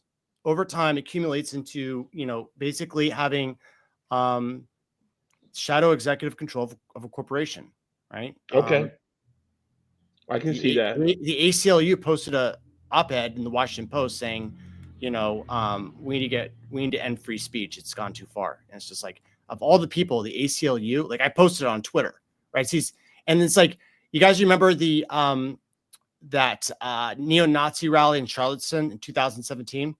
Mm-hmm. You know who made that happen? The ACLU did an emergency filing in order to make sure that the neo-Nazis could march so that whole PSYOP could take place, right? Do you think they're involved in the current marches? The current neo-Nazi marches? The one that happened last week in Ohio? They're feds or some sort of intelligence assets. The police are protecting them. Like, it's weird. Like, you try to demask them and the police get in the way. Or what they'll do is they'll shut down an entire subway so that they can leave and like change clothes and no one knows who they are. And then one time they got unmasked. It turned out to be like some poli-sci kid with a bunch of Antifa postings. So obviously those are fake. That's why the police protect them. I know that's a lot of people aren't ready to hear that they would go this far in order to create theater, but that's what's going on. Like, they had a fake assassination attempt on the president twice, right? Like, you don't think they're going to hire some goons to go down there like masked up and scare the bejesus out of a bunch of lefties? Of course they are. Right? Get your mind off like what's happening. Get your mind off the fact that we're giving, like, we're in $33 trillion worth of debt for money that was loaned out of fiat. Like, they just willed it into existence. Said, okay, now we owe this shadow banking system the total sum of private and public assets of this country.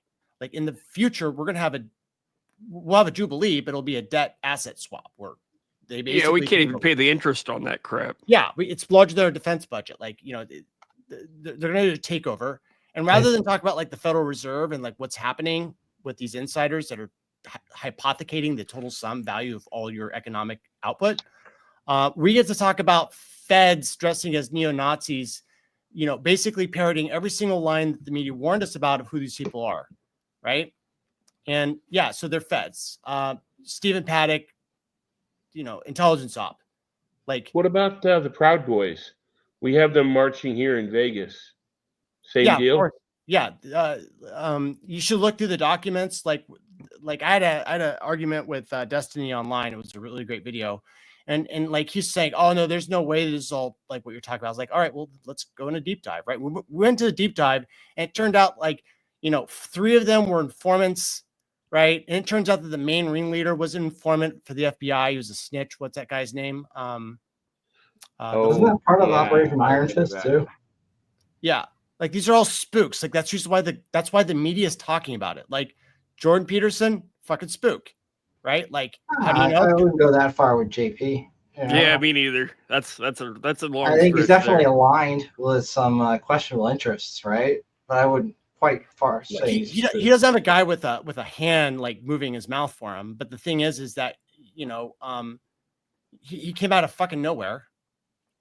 He blew up, and he is a guy that's going to exist within the Overton window of acceptable discord. Right. And that what happens is that you establish the walls of what you can talk about online. It's the 4x4 card of allowable opinion. Exactly. So we have another question. Somebody wants to know, this is Freedom Seed here, what you think about the Digital Bill of Rights that restricts AI corporations and protects human rights like free speech, 2A, privacy, search and seizure without a warrant. Yeah, it's basically a hoax. Like, we're not going to slow down AI. Like, we're run by a military, like the international military industrial complex. Like, they're not going to like take away the gunpowder while they're inventing guns. Like, there's no way that they're going to stop or put any brakes on this train, because whoever has the AI rules the fucking world. right? Like, and mark my words. Right now, what I'm saying, they're not going to slow down AI. They will slow it down in Europe because they're a client state of the U.S. essentially, and we're sabotaging their economy. In order to make sure that we stay on top of the world. Have you any familiarity with an old movie from the 70s called Colossus, the Forbin Project? No. What is that? It's a movie that predicts where we are right now, where the US government generates this AI. They build this AI into the side of a mountain. They surround it by a radioactive barrier, and they turn over control of all the US defense systems to it. And they basically go to the world and say, hey, it's out of our hands. You piss off the AI, you're going to, get hit. And they gave it control of the nukes and the weapons and everything.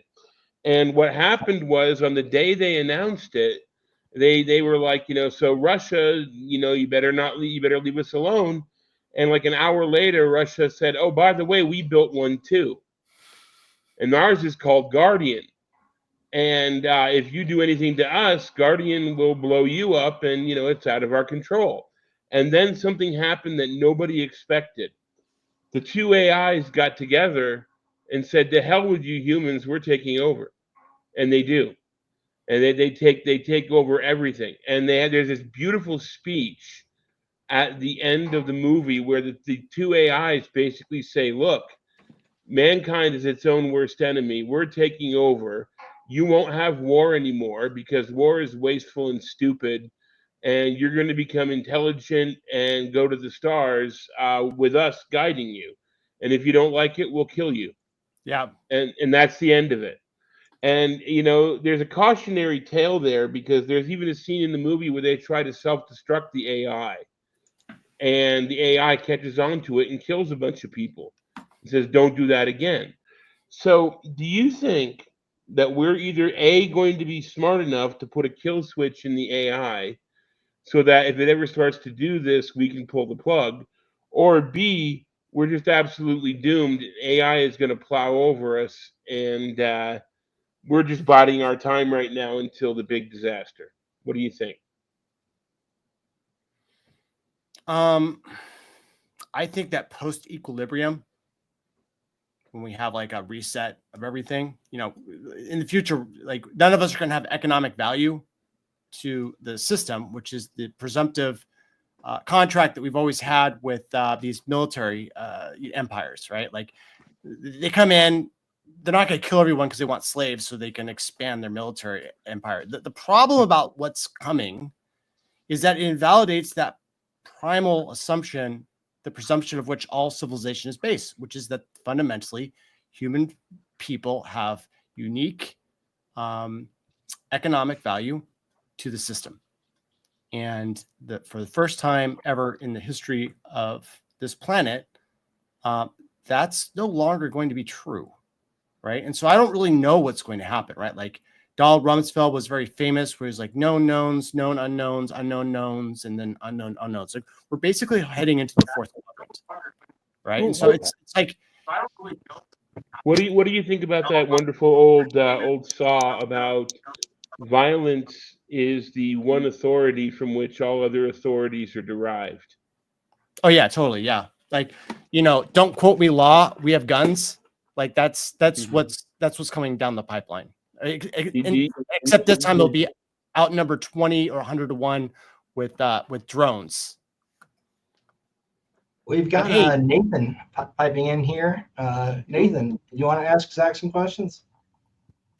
Yeah, no, I do. I just noticed something a couple minutes ago, and there were some questions earlier, and there was a little bit of speak earlier about gods and beliefs and stuff like that.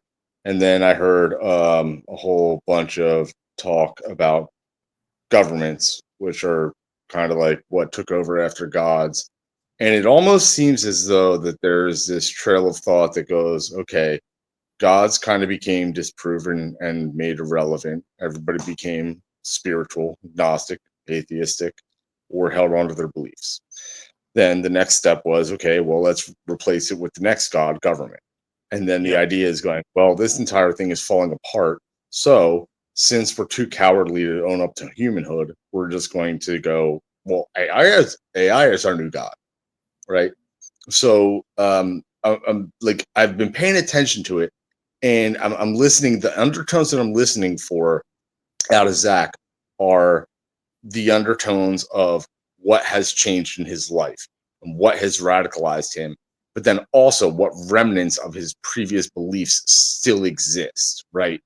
And so like this is all stuff I'm noticing, and I'm not going to go into specifics about it, but I mean, Zach, have you ever considered this stuff? Because I would imagine this stuff keeps you awake at night.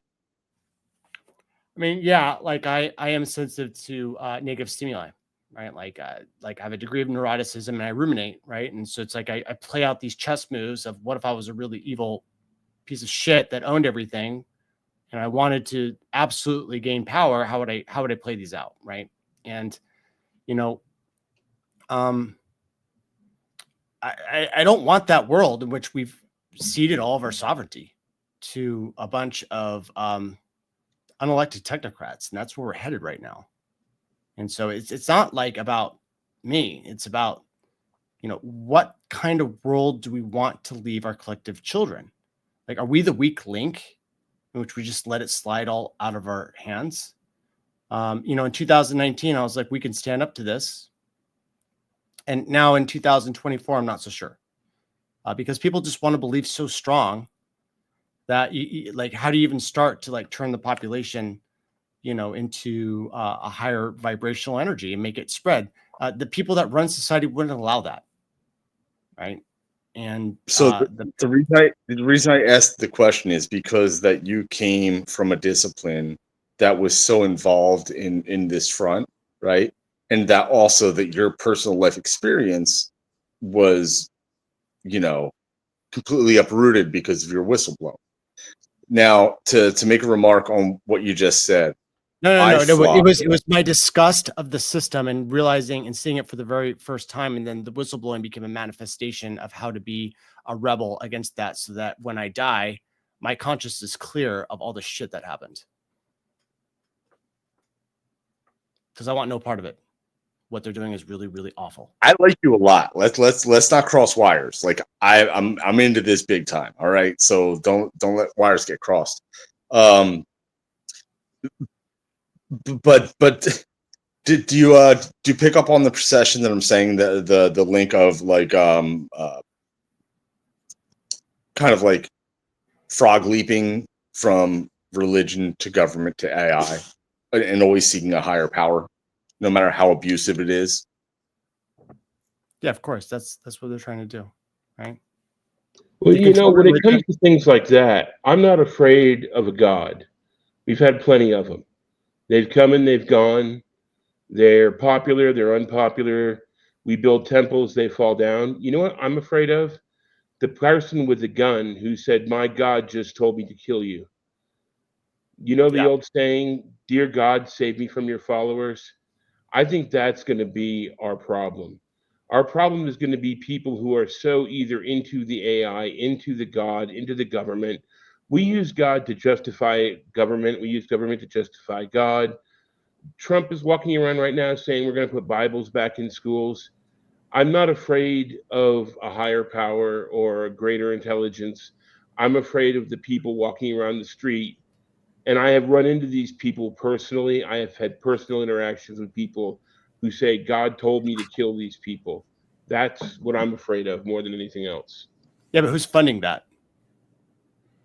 They are. They're 9 to 5 jobs, and they buy a 6-pack of beer, a box of ammo, and a shotgun. Wait. So you think that this is all a sporadic, self-forming phenomenon? No, it's what's been going on with religion since the invention of religion. Right. Mm-hmm. That's.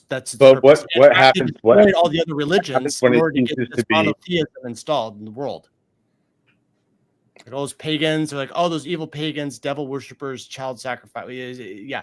They literally obliterated all the other religions and replaced it with this Abrahamic conspiracy, essentially. Right. Well, the pagans and the Wiccans and all the neo-religions aren't the ones walking around with guns saying, join us or die. They're saying, don't want to join us? Fine. Have a nice day. We're going to go into the woods and screw. Well, I mean, the barbarians were pagan. They took down Rome. I'm talking about modern ones, not Yeah, they've been historic. obliterated. It's like the Native Americans. Like they've got no real power anymore. I mean, so Delchai, the question that you really have to consider is who is harboring the desire to control others, and then who is desiring to tear down that control. So if you're somebody, and I'm not saying that you are, but I'm just saying if one is imposing their will on others, and they're really upset that they're going to have their ability to strip other people's will away, torn away, and they're scared of that, and they're bad, and they don't like a certain technology because of that, well, then that technology would be freeing, right? And Zach, you just mentioned the Overton window, right? So we can talk about the Overton window and how Overton window has been successfully used for creating authoritarianism or taking authoritarianism away. Two good examples would be women's rights to vote. Okay, that goes into the Overton window. Then we see great freedom, push it up. It goes up into away from authoritarianism, and women can vote. Then we see the counterway, right? And this is how the Overton window works, which gods don't allow for, which governments don't allow for, and which AIs will not allow for, right? So this is where the human element is important. I mean, they won't allow it to organically expand. They'll set the boundaries, and then their influencers will, push it back and forth. Yeah. So the idea is to Overton window. The full name is the Overton window of political possibility. But the thing is it ought not be called that because fuck policy. I think a better idea is let's have a discussion. And the Overton window is when things become topical and we can have a good discussion about it. So the second example I'm going to give, because I just gave the example of women's suffrage. The second example would be prohibition, right? Prohibition. Everybody thought that, opioids were a problem and everything like that. And if we got rid of alcohol, that we'd get rid of opioids. And so they decided to do prohibition. And they did that for a while. So the idea of alcohol got into the Overton window, became much more authoritarian, and we got full-on prohibition. Lasted for a couple years, didn't solve any problems. Everybody was pissed off. And then the Overton window immediately shifted back towards freedom. Wait. It solved a huge problem, which was you had a bunch of people making alcohol, and they want it centralized. And so the whole thing about prohibition was wiping out the middle layer of America that was like engaging in this bootlegging and this like home distillery. Like that got wiped out after prohibition. The whole home distillery thing happened back in the 1780s and 90s with Whiskey Rebellion. All right. The very first president was a huge piece of shit and turned 10,000 U.S. troops against grain farmers in Western Pennsylvania and Kentucky, the Whiskey Rebellion. I didn't want to get into that part of history. I just wanted to provide an example of the Overton window shifting in both directions on one topic. Right. So that's why I brought that up. And I've got to say, Zach, I have loved this episode. I've been listening on the sidelines and been super stoked on this. I'm going to tap out and you guys can do whatever you want. Thanks for having me. Awesome. Thanks for hopping in. Thanks, Nathan. Nathan. If you guys want to hit me with criticism, feel free. I'm pretty resilient to it. And I love the debate. I don't know if you guys are crushed for time or something. No, I got a few more questions for you though. So what motivated you to create an open source, well, a wrapper, mind you, but to utilize an AI tool after your experience with AI was so negative at Google? Like, why depend on a tool that helps you code using AI if we're also seeing AI is being used to manipulate people's opinions and search results when you go to search for something? Like, are we trying to use the same tool for good, or is it unrelated in your thought process? Let me put it another way. All right. Like, let's say that there's guns that are spreading around. It's like, why would you want to own a gun? Like, aren't you against guns? And it's like, no, guns are the future of warfare, and I want one. AI is a weapon of warfare.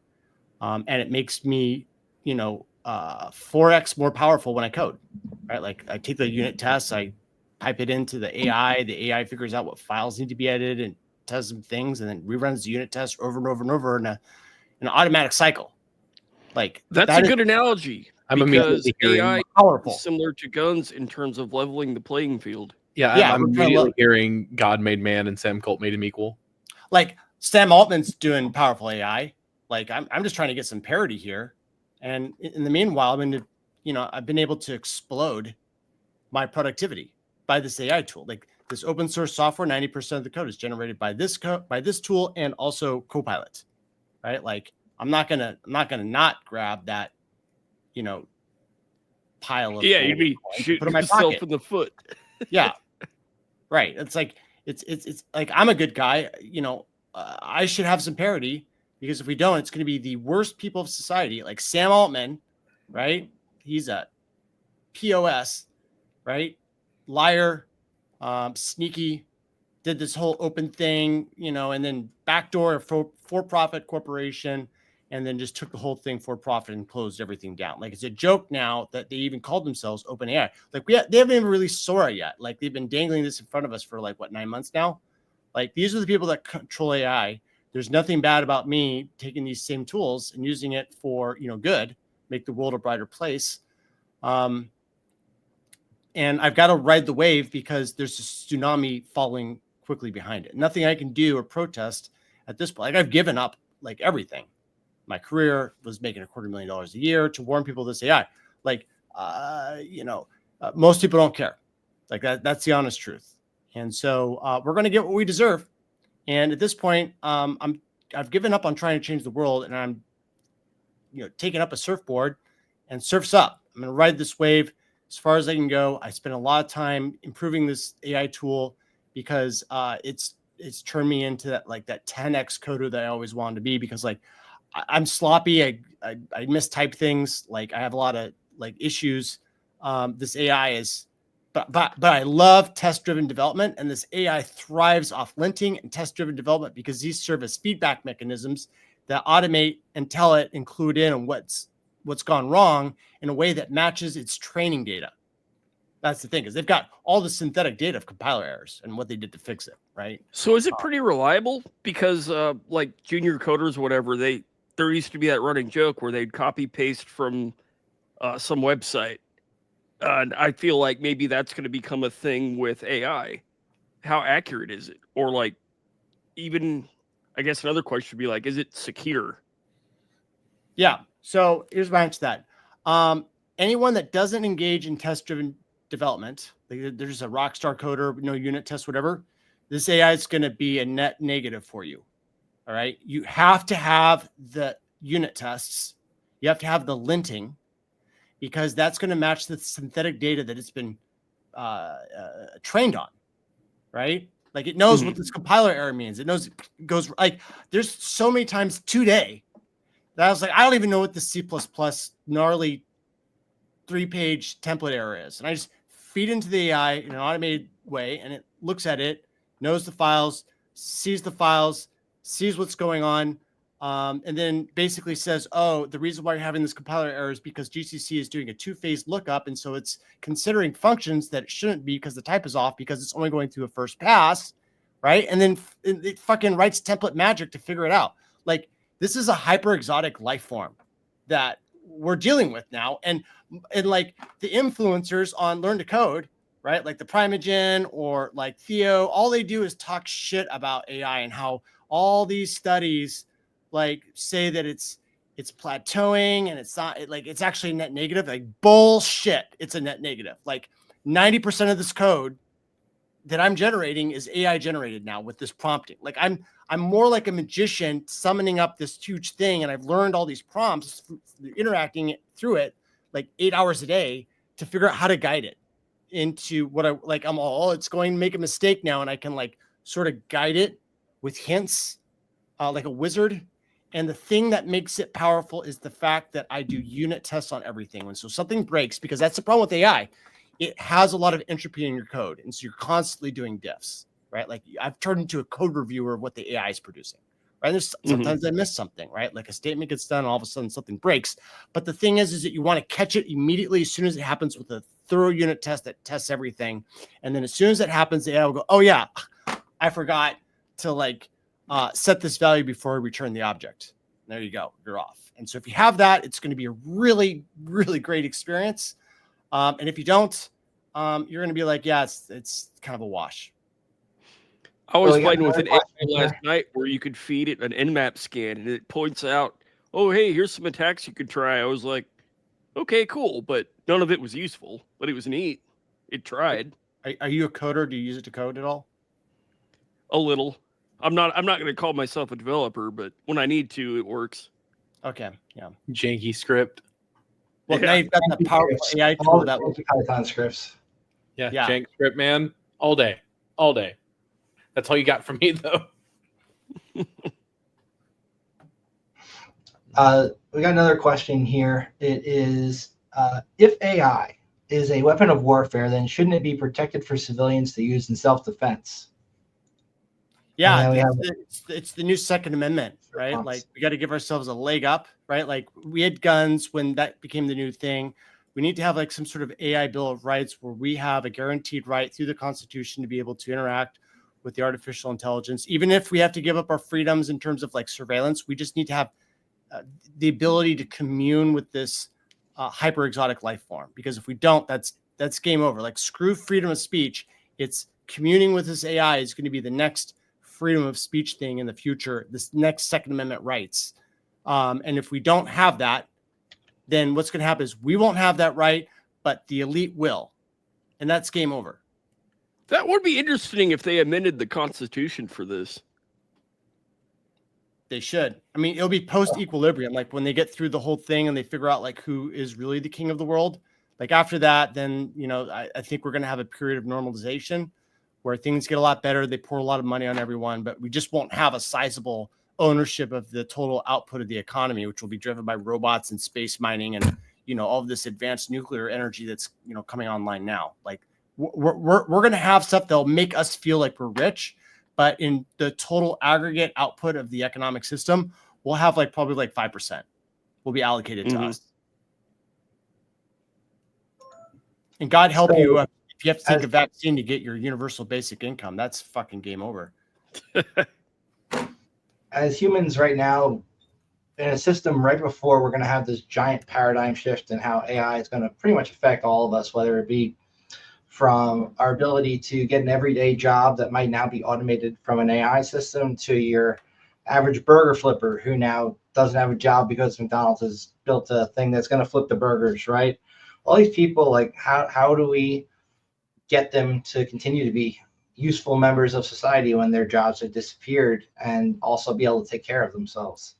Right. Well, you got to sneak in universal basic income, right? And you're seeing this now. Like there was this leak sheet that came out from Canada, which supposedly was like the plans of the New World Order. What they said is that they're going to sneak in UBI through reparations of disfavored minorities. What do you see happening right now in New York and California? They're doing the exact, you know, states that never had slaves are now agreeing to reparations, right? Well, it's a government funding money coming in. And the thing is that, oh, if you attack this, you know, form of UBI, you're a bad person. And they're just going to expand that ring. Well, it's unfair that we give this, you know, the blacks the UBI. We should also give it to, you know, the trans community or something else. Like just pick your minority. We're going to segment them. They're also going to get payments for reparations. And then pretty soon we're going to end up and everyone's getting reparations, you know, or maybe they'll switch the name and call it stakeholder capitalism or some, you know, basically what it is, it's a ration system where they're going to the central planners are going to allocate a small portion of the total sum economic output for us. And they're going to take all the rest because, you know, they got to prepare for the final battle between, you know, us and China. I mean, us and China is basically the two axis powers. I don't know how much they're thoroughly cucked, but the fact that they were able to kill like all of the CIA agents in like 2012, there was a massive kill off of CIA agents throughout China all at the same time. Like it happened in a span of like a week or something. We don't even know how they did it. That was due to stupidity on our intelligence agencies' parts when setting up communication systems that they were reaching back to talk to. They put them all on a sequential subnet. So like once one was uncovered, everybody else knew. Like these are the guys who are talking back to the US. It's not a sports website or whatever it appears to be. It's actually like the front end for these operatives and spies to talk back, and that was a pretty big fuck up. Whoa, That's wait. an extreme case with Spot the Fed. So they had a centralized meetup online, and China hacked into it, found out all of them, and killed them off. Close. It was a subnet essentially that they bought a block of IP addresses, and each thing on this block of IPs was all a website that was geared towards like, hey, if you're a spy, you don't have access to Tor, you need to get a communication back to us in our area here. This is how you're going to do it. You're going to go to the sports betting website. You're going to click down here, this little icon, and then it's going to bring you to a secret messaging area where you can relay your information back over an SSL encrypted session. And they did this on a contiguous net block of IPs. And when one of these websites got found out, all of the rest of them were exposed. And then China was able to nerf a bunch of our guys over there. Wow. Yeah, it was stupidity at whoever the hell decided to set this up. Like, let's just use contiguous IPs within the same net block was a retarded decision. Sounds dumb. Like, it sounds like an unforced error. Fire the It intern. sounds like a lowest bidder situation, which is typical of our government. Yeah. Which is another reason I'm terrified of them getting involved in AI projects and outsourcing them to the lowest bidder, because that's how we're going to end up with some other really stupid shit happening. I digress. I'm very opinionated myself, but I try to bite my tongue a lot. Zach, key takeaway in terms of your AI coding. What do you think, being a 10x coder, in terms of your productivity and your ability to earn an income for yourself, has it really like made a big difference in your life, being able to use this coding tool and get like more jobs, more work? Happier I became overall? director of engineer. I became director of engineering for, and I'm going to be public with this now because like I was under non-disclosure, but you know that Robert Epstein guy that was like on Joe Rogan and he recently appeared with RFK. I'm the director of engineering for his bias monitoring system, which is called americasdigitalshield.com. And it's the only thing like it in the world. All right, so let me just show you. Is that the whistleblowers thing? The protect the whistleblowers? Something different, right? So this is basically the closing chapter of my struggle against big tech. Is that I became director of engineering for this website that basically captures. Let's see, where are we up to now? We're at up to 114 million data points that we've captured through HTML snapshots and image PNG snapshots from browsers that collaborators install, and they're all throughout the United States, and they collect all this information as they're going through YouTube and Google and Bing and Yahoo and and you can see like Twitter is very right-wing, right? Reddit is almost exclusively left-wing. What's really funny is that you're going to notice that there are three things missing from this website. You're going to see TikTok missing, you're going to see Facebook missing, and you're going to see Instagram missing. Do you know why that is? Because they're automated Chinese influence operations? No, because they literally shut off all the propaganda prior to this election. They turned it off, and I was trying to like figure out like why is it like this? Like why would they turn it off? I couldn't believe it. Like it was so little that I had to go and tell my boss like, yeah, we have to turn off the graphs because we can't get blood from a stone. He said, what do you mean? And it's like there's literally no propaganda. He's like, how is that even possible?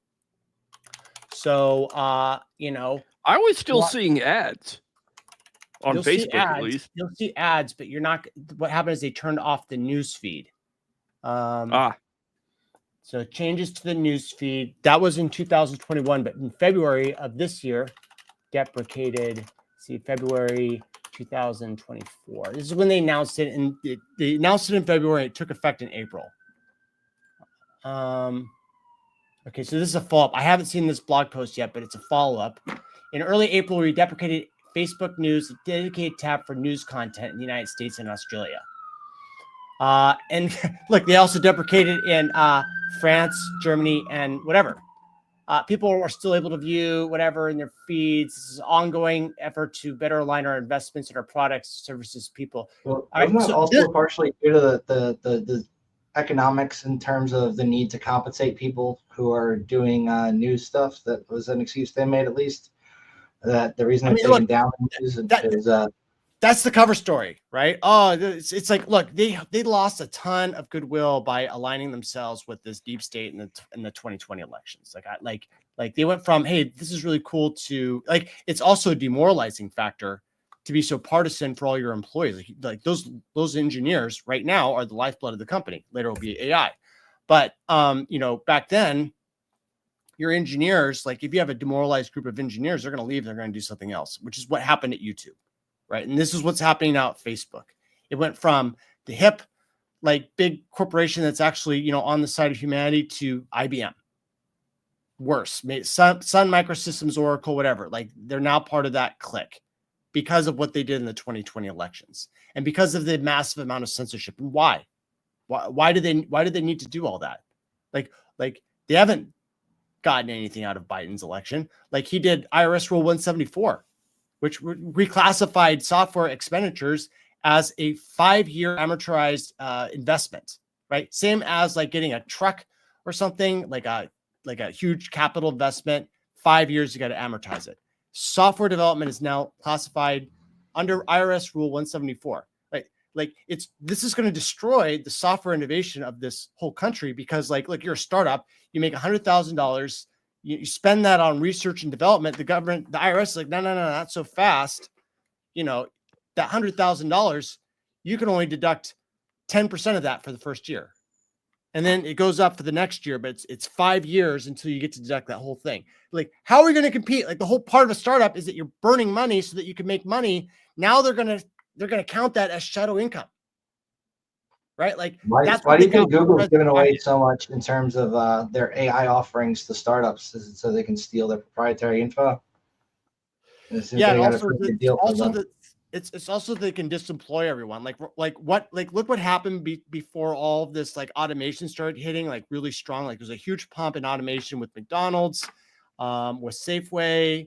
Like what happened after that? Like there was this huge push for labor rights and higher wages, right? And people started organizing for a strike. And I'm sitting there going like, they're going to automate all those fucking jobs away if people start being uppity and acting like, they deserve $40 an hour for flipping burgers, right? Like, I'm sorry, like, BurgerBot is going to flip that at 25 cents of energy, assuming 25 cents per kilowatt hour, right? It's going to sit there. It's going to flip all those burgers. It's going to do it fast. It's not going to complain. And it's probably going to break down less than the ice cream machine, right?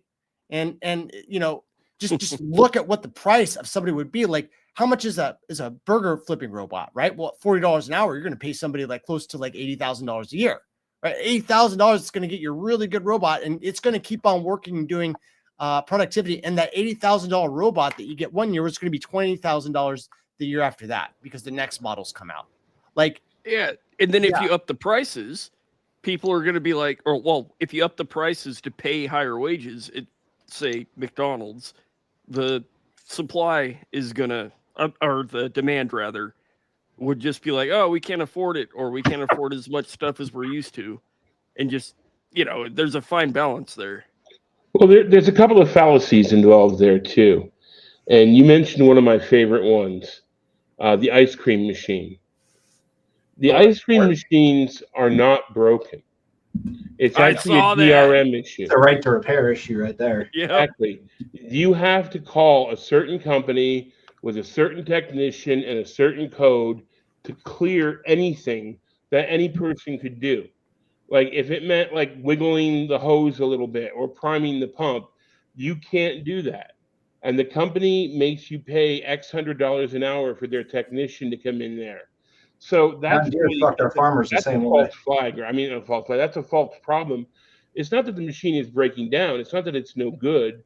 It's not that it's defective. It's that you have to call a guy 2 hours away to fix it every time. And the other half of that problem is you talk about the burger flippers that want to make all that extra money. There's two sides to that story. On the one hand, like when I was growing up, my grandfather used to tell me, yeah, we're always going to need people to dig ditches. There's always going to be a need for that cheap labor. But the thing is, that's not true anymore. Right. With the advent of automation, robotics and such. But the problem is the people have to do their part as well. Are you familiar with the original Ronald Dahl version of Charlie and the Chocolate Factory? Not that much. I've heard about it though. In the book, Charlie's dad had a job screwing the tops on tubes of toothpaste. And the family got impoverished when he got laid off and replaced by a robot.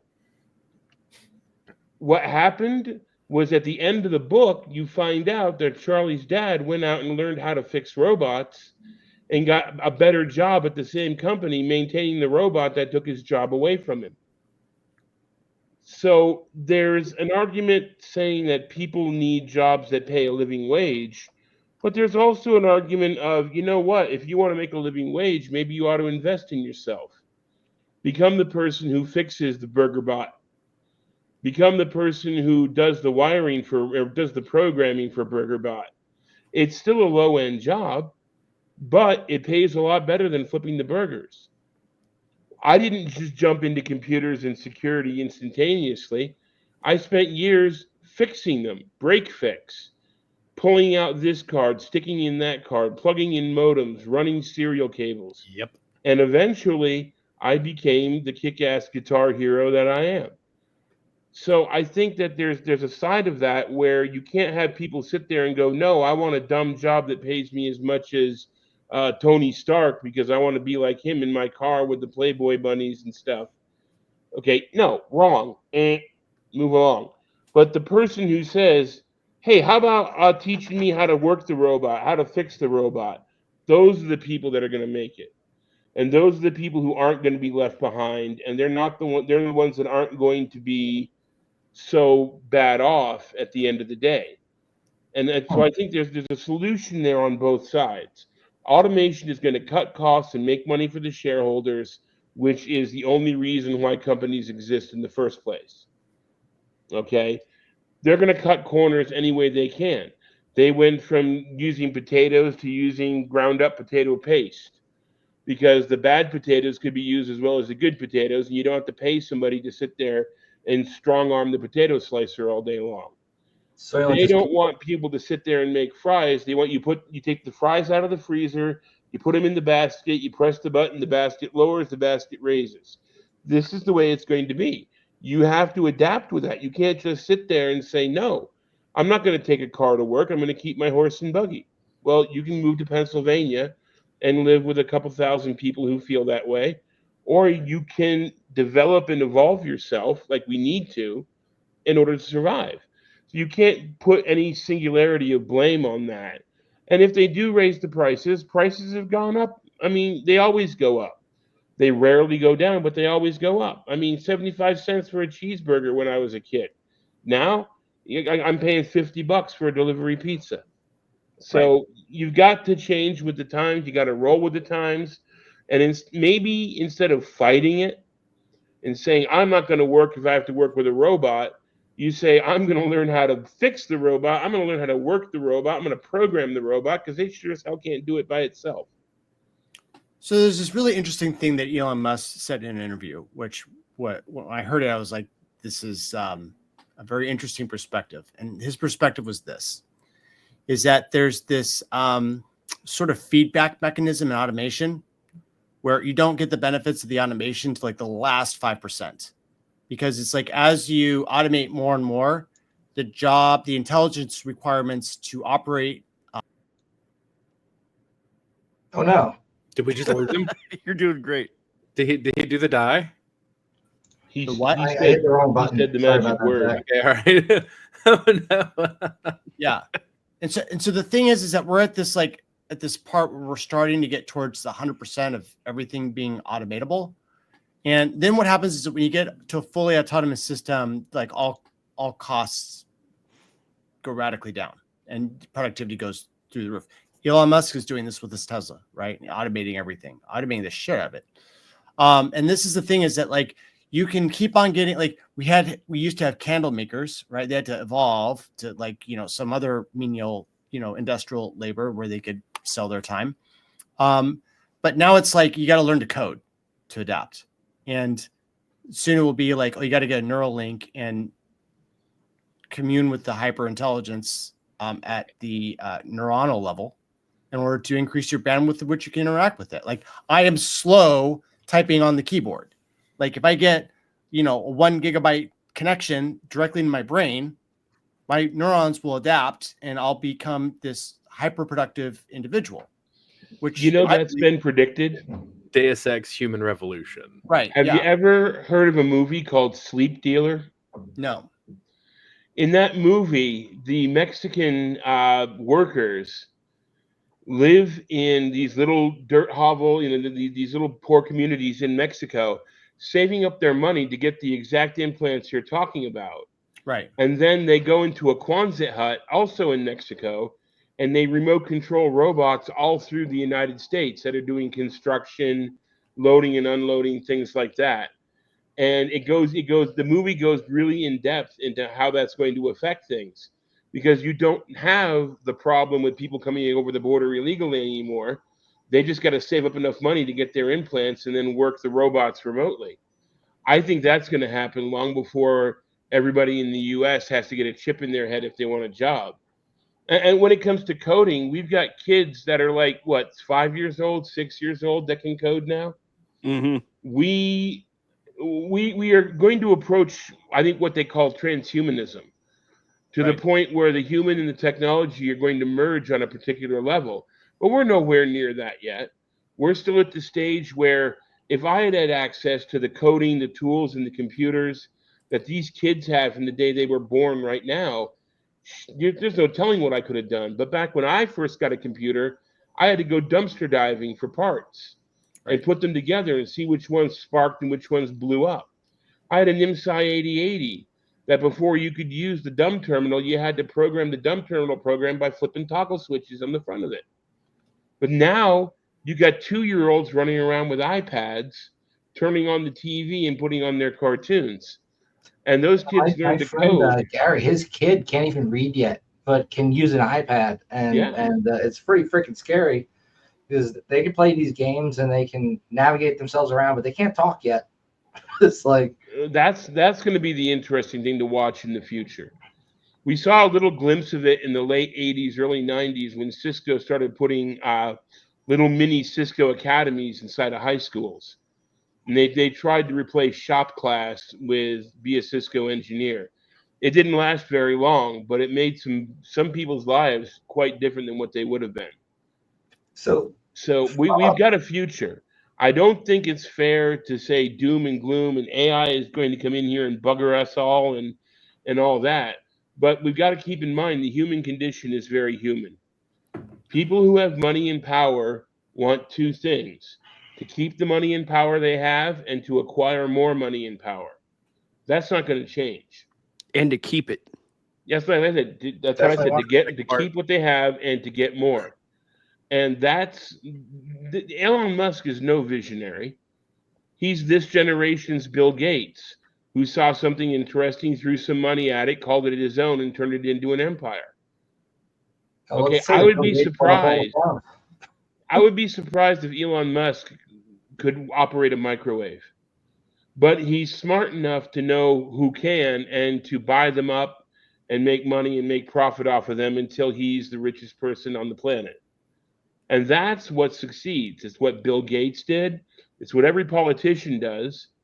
We have politicians that are making the decisions for us that have more money just sitting on their asses than we could ever get an entire life of working. So I don't think we need to be afraid. I think we need to be aware, and I think we need to take action. No, you should record that and play it back to yourself. And 5 years from now, when you see the unleashing of the military-industrial complex fueled by this AI that's what's going to happen if we're not aware and we don't take action. If we're not aware and we don't take action, you're 100% right. They've got exponential growth. It takes you know how long it took me to become semi-decent at programming, like a decade. They're training their AI models on this, and then once they have the 8 gigabyte CSV file, they can just make 1 million of them. Like where's the AI going to be in 2 years? Right? It's going to be more knowledgeable than total sum. It already is. Like ChatGPT is amazing. I can go in any sort of language. Like I did an Android app in Kotlin. I didn't know Kotlin, right? But I had ChatGPT and Copilot. She was amazing. Like it was almost as if there was a light that was illuminating everything that I wanted to figure out really quickly. right in front of me just in time. All the just in time knowledge that I need in order to like tackle this foreign language that I had never used before. Very nice language too, by the way. I used Perplexity the other night to write a shell script to process a batch of files for me, and it couldn't do it. Yeah, well, it failed. It failed syntax, and then it finally said, "Well, I don't know what to do. You should probably go and get a book and read up on how this works." I've never used Perplexity AI. I don't know if it even scores well in the coding benchmarks. Oh, in theory, it's supposed to knock Chat GPT in the dirt. No. So far, Perplexity is my favorite. Yeah, I'll show you the benchmarks. Yeah, the best benchmarks on AI performance comes from this chat program, and he's got a whole suite of benchmarks. Is how he integrates all his stuff and put up on the screen. Well, I'm just saying, I told it to write the simplest shell script, and it couldn't do it. So I don't see Skynet happening anytime soon. Dude, I'm living this thing that you're saying is not possible. Like I'm addicted. Oh, to it's coding possible. AI. But Like, there's still time. There's time. Like, I asked some AI to make me a shell script, and like I've converted entire code bases from JavaScript to Python, Bash to Python, right? And I asked it to move my PBX from ESXi to Proxmox, and it couldn't do it. What's that? Is that Proxmox? Virtualization platforms. I said, take this program and move it from platform A to platform B. And it was like bad information, wrong information, blah, blah, boom, boom, boom. All I'm saying is that there's still time. What you're talking about is completely correct, and I agree with you. And that's where we're going to end up if we're not careful now. So Delcha, I know what you're trying to do, and I don't even think Perplexity can take like full files. It's mainly text-based, if I'm not mistaken. All I know, you're supposed to be able to ask me, write me a script that does this. And I had to use a tool from VMware to actually do what you were trying to do. Mm-hmm. So Perplexity has different underlying LLMs you can pick from, and obviously Claude Sonnet is pretty damn good at programming, but the way that Perplexity is implementing it is not the same way that Claude itself does it. So there's it's using API calls essentially to use the same model, but it's not the same interface. I'm talking forest for the trees here. Okay, I'm not trying to shill for one over the other, and I'm not trying to do some kind of Craigslist comparison as to which one is better. Okay, what I'm trying to say is that we are looking down the barrel of some bad things happening, which Zach, you pointed out. And all I'm saying is that if we just sit and stay complacent right now, we're going to be right in the middle of that. You have stood up, you have took action, you have done things that have changed the world and the perception of the world as we know it. We need more people like you to do that if we want to avoid what you're talking about happening.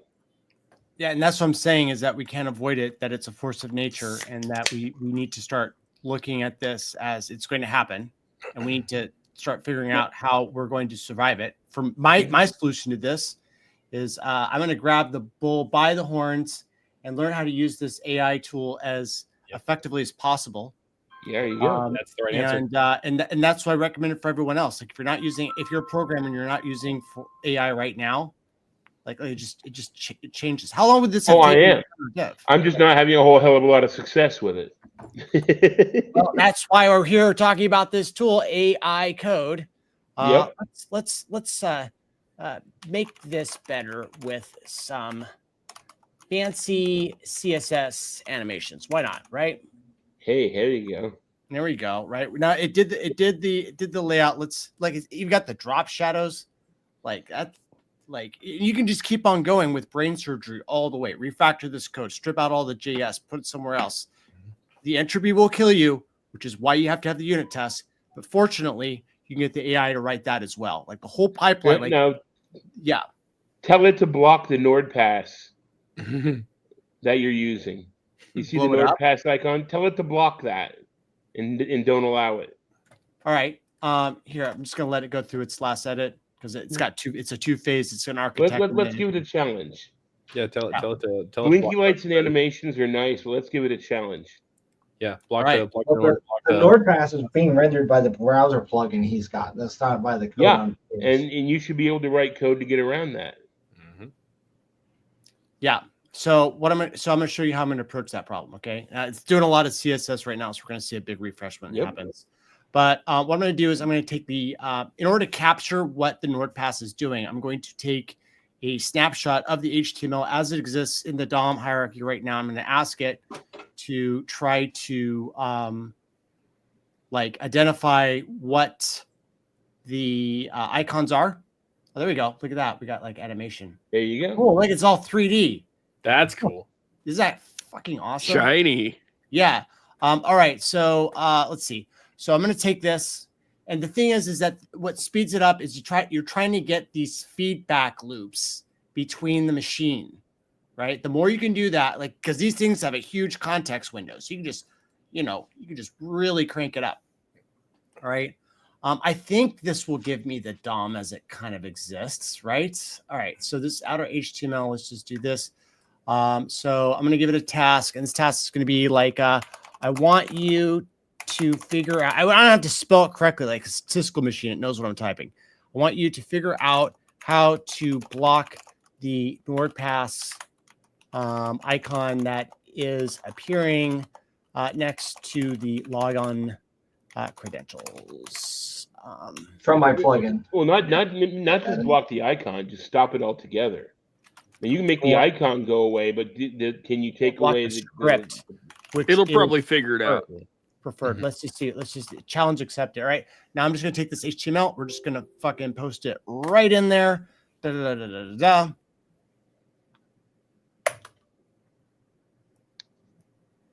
All right, let's see what it says. So to block the thing, blah blah blah blah blah. It's going around. I want to expand. Oh, there we go. All right, edit these files. Yeah, let's do it.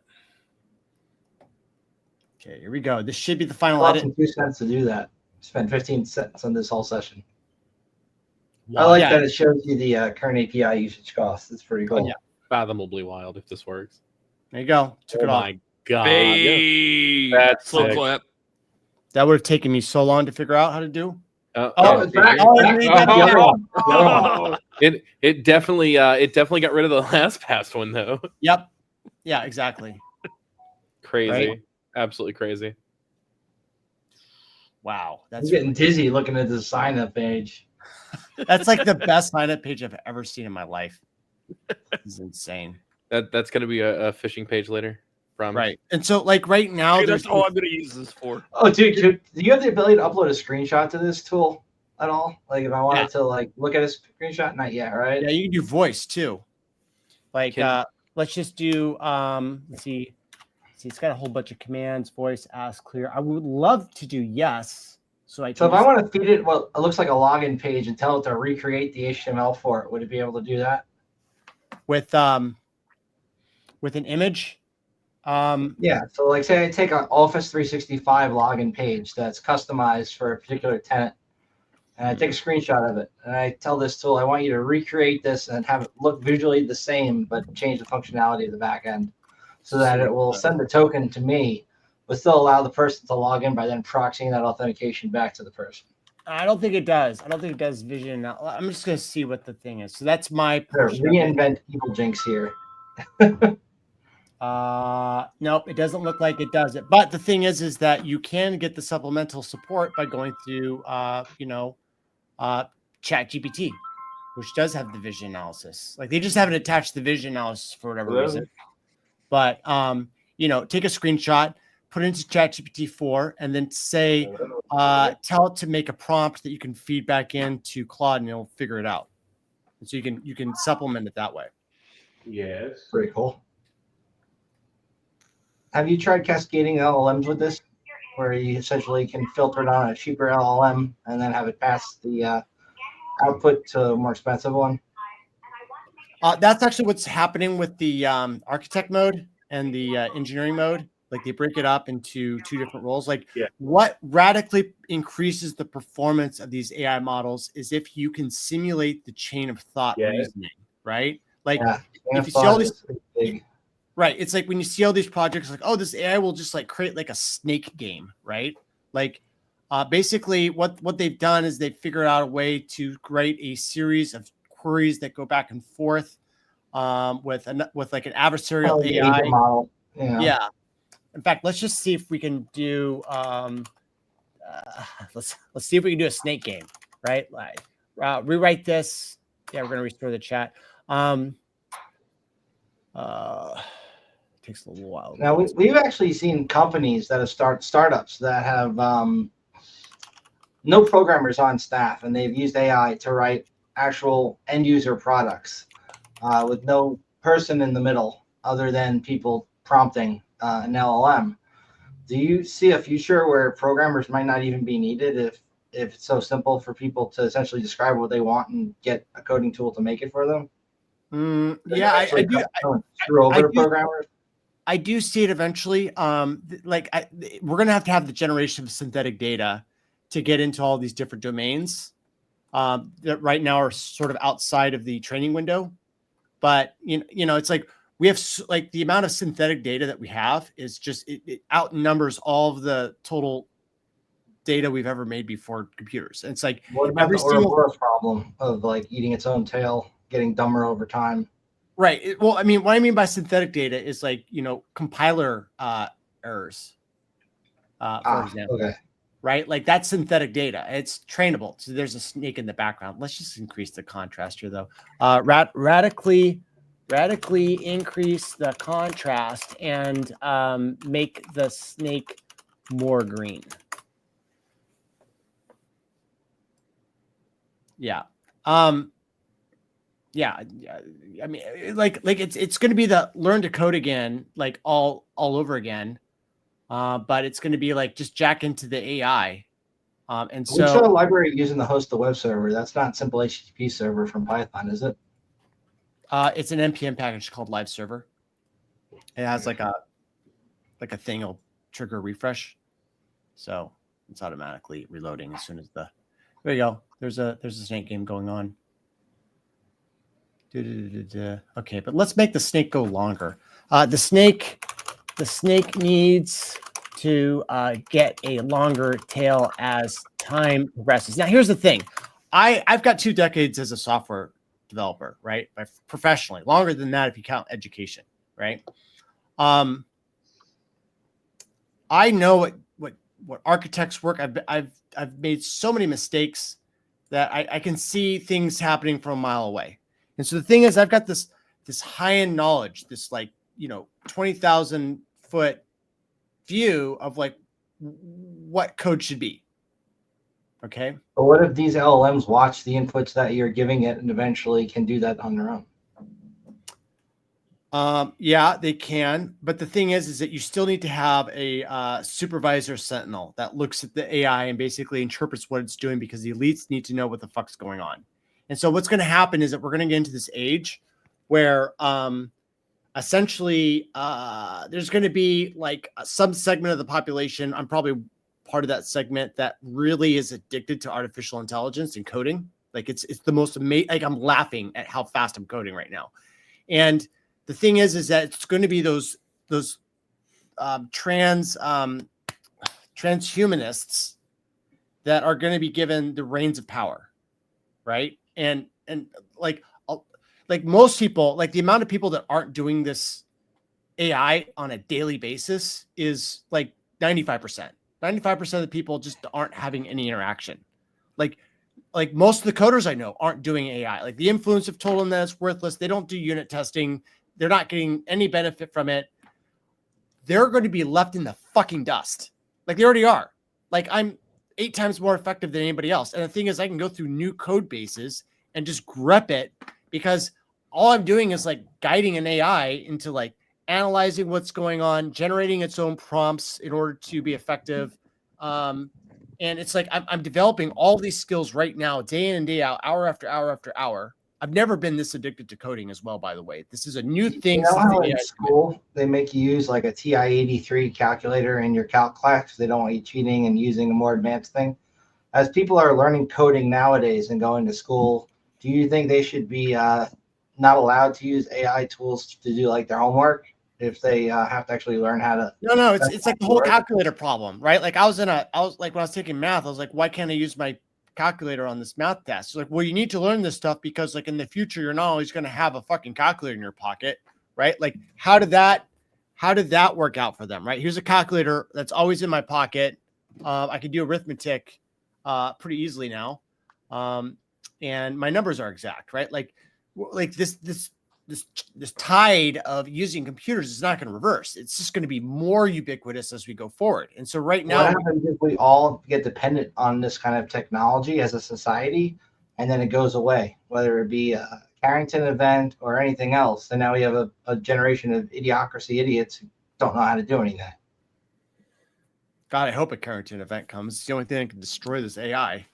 Fucking shit. Like I hate it and I love it at the same time. That's the ironic thing about it, is that I both hate it and am awestruck at the power and addicted to the power that it's giving me. You know, and like I said, it's only going in one way. Like you can like hypothesize about the ethics of it. You know, AI is coming in like guns took over the world. Just pick up a gun and get parity. Because if you don't, you're going to get steamrolled and you're going to be part of the useless eaters that hasn't been putting down the neural pathways of how to interact with this hyper intelligent exotic life form. You're going to get left in the dust by people like me. That's just going to you know, right now it's going to be like, I know how to use the AI tools. One day I'm going to have a Neuralink in. That Neuralink is going to give me like a gigabit, you know, connection directly into this, you know, AI system. Like the amount of power that we're going to have when that event happens is going to be beyond anything I could have ever possibly imagined. Right? I'll be able to build up entire factories, you know, do armies. Like that's going to be the power that these individuals are going to have in the future. They say power corrupts, though, and absolute power corrupts. Oh yeah, absolutely. Yeah, absolutely. It's going to be corrupt. Absolutely, it's going to be corrupt. Yeah. Yeah. That's what keeps me up at night. That's the reason why, you know, I'm a nihilist. Like I don't believe in any system out there because that system is designed to self-perpetuate a group of insiders to take and expropriate everybody else's, you know, productive value. And this is the final chapter of all that, where they just automate everything. And they're like, oh, guess what? It turns out the conspiracies are right. And by the way, this is ours now. And we'll give you universal basic income, but you got to take this like deep state mystery sauce. And by the way, you can't look at it. It's mind-numbingly complex, but trust us, we only have your best interest in mind, as we always have. That's a fairly dystopian outlook, but not necessarily outside the realm of possibility or likelihood. I would just like to interject that Deep State Special Sauce sounds like a fantastic band name. Sorry. Deep State Special Sauce? Yeah, you said it. Deep State. Not to like throw you all off, but Tell it to write a song called Deep Space or Deep State Special Sauce. So what happens when somebody like Sammy Kamkar, who just likes to screw around with stuff to see how it works, ends up developing something that becomes self-perpetuating with AI embedded in it, like the MySpace worm, but with an LLM backend that can continue to spread and perpetuate and do resource exhaustion attacks across the majority of the internet? Like, what happens then? Like, when we can't get online because somebody's used this shit to fuck with us. Yeah, that's what they're going to do. Of course, they're going to do that. Like, yeah, you hit the nail right on the head. Like, how are they going to resist that power? Right? They just create a cyber event, and then all of a sudden it's like, oh, we're going to have to ban the plebeians from using this artificial intelligence. We've already taken our own benefit. South American countries offline just to see what would happen. You know, And before you have to have a license to use AI. You know, during an event where we want everybody looking one way, we take down the internet. You know, or like they already do that as part of the playbook of CIA clandestine operations.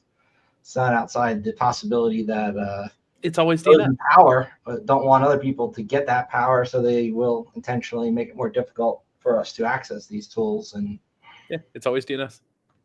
Yep. Yeah. Yeah. And it's not that I mean, they will be worried about software engineers, but like, why can't I just have an LLM whisper into my ear so I can like plan world domination? You know, like that's what's on the horizon. Like the amount of power that one person can wield is exponentially increasing, sort of like Moore's law, right? Like a good software engineer can like if you have a company, you don't have that technological like underpinning, messed up.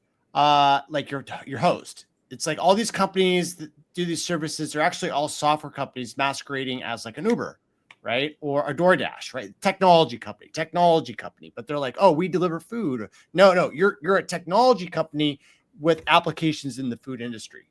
And if you're part of that clique, then you're going to do really well. And if you're not, you're going to be on the outside. You know, it's like learn to code doesn't work on everyone. Like most people fucking hate coding, unfortunately. I think it's more addicting than video games. Like when I got into coding, like my addiction to video games just stopped overnight. What is going on with this?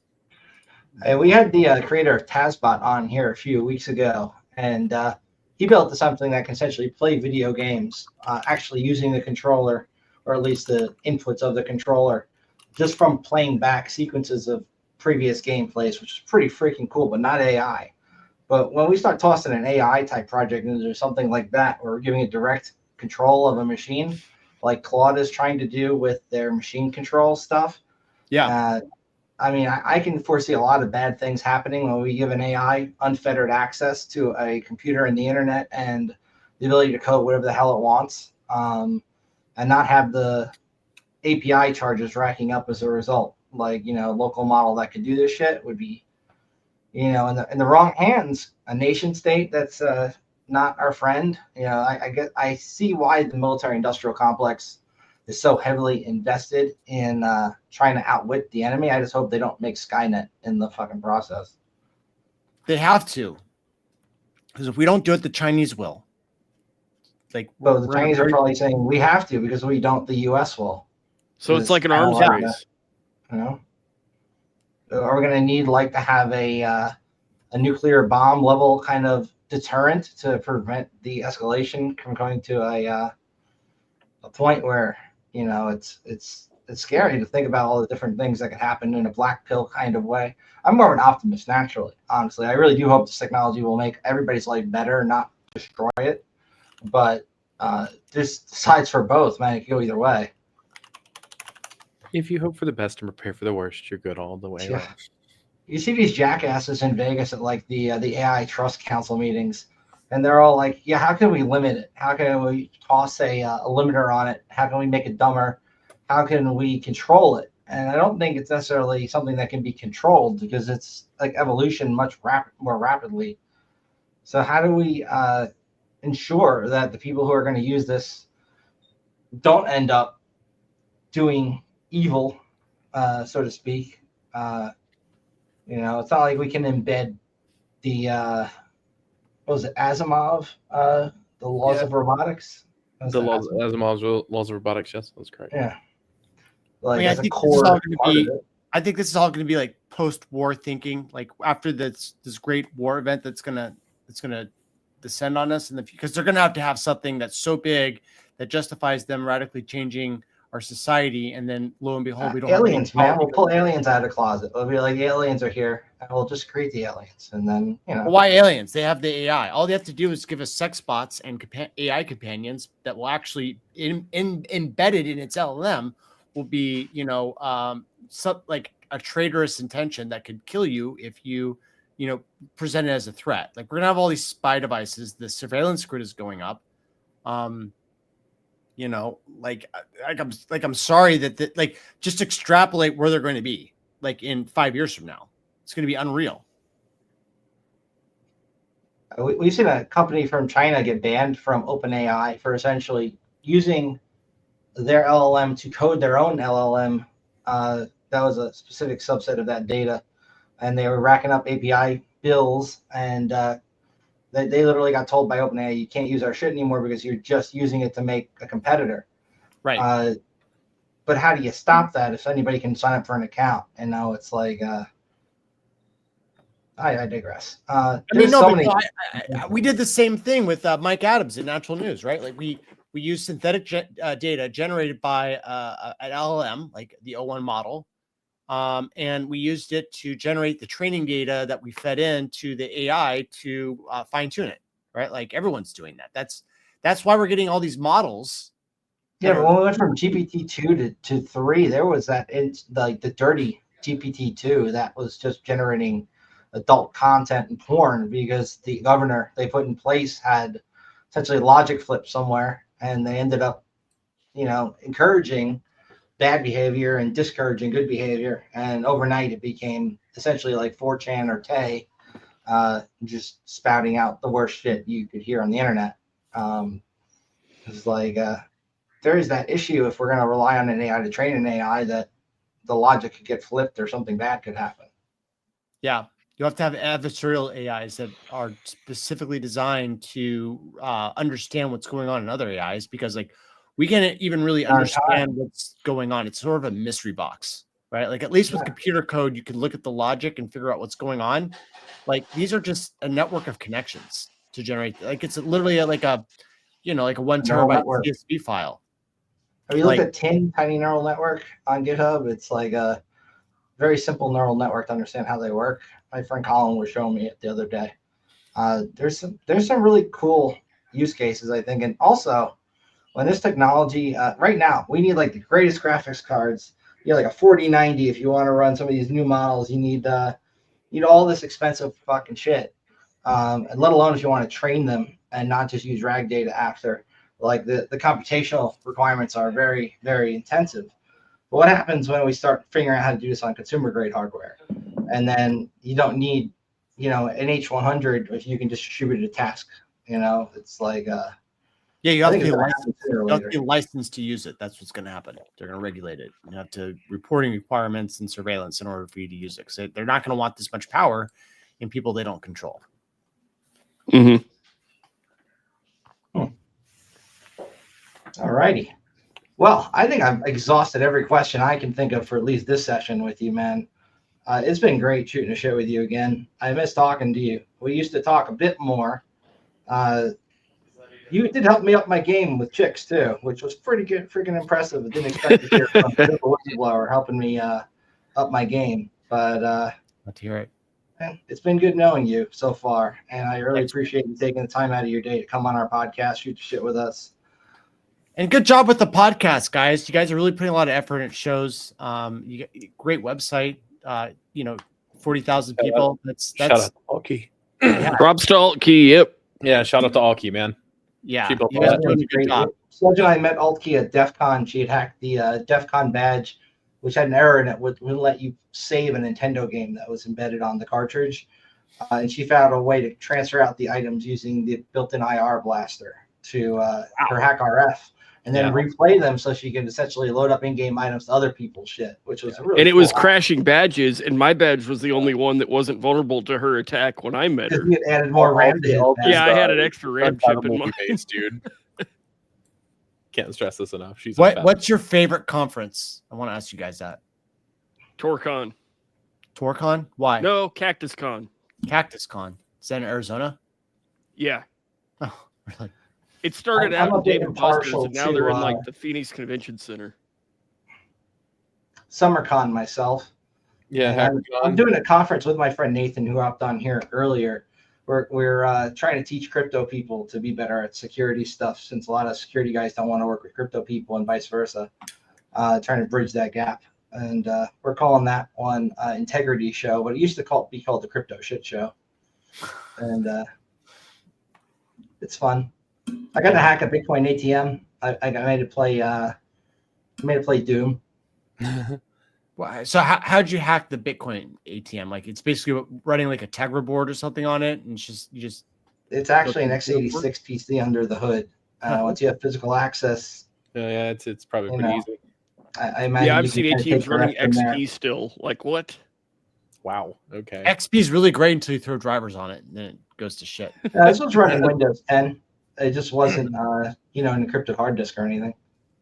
And, like Easy the guy mode. from Chainbytes was very nice and let us inside the ATM. We didn't need to break access, and put one on testnet and let us. Me and my friend Sheldon went to town on it. We got some good intelligence out of it, and hopefully he's going to bring it back to one of the other shows and let us play with it again. But yeah, I mean, I'm very passionate about this kind of stuff, just like Sledge and CrowdStrong and all my kind of co-hosts in Delphi are about, getting people up to speed on the technology and also just shooting the shit with each other in kind of a happy hour kind of setting at least once a week, even though we're broadcasting it online. I think some of the best conversations just come from shooting the shit and not actually having an agenda. Yep. So The idea behind the podcast is we're sitting behind a virtual bar. Yeah, the other question is, and here's the I got posed this earlier. When are we gonna do a live cast together, guys? When are we gonna go meet up somewhere? DEF CON, man. Is that what we're doing? Hacker Summer Camp? I've got a guy that has the stuff because he always does one. I was supposed to do it this year, but I ended up not having time. I'm just saying. Yeah, you and I were very busy time-wise, Sledge, with the chicken. That was very. Oh, everybody was banging my cock. Well, I haven't been to DEF CON since 17, the year I met you, Sledge. Yeah. So like it's been a hot second for me. I'm sure it would be a blast now that I am useful. You're in the industry now. Welcome I to the am. club.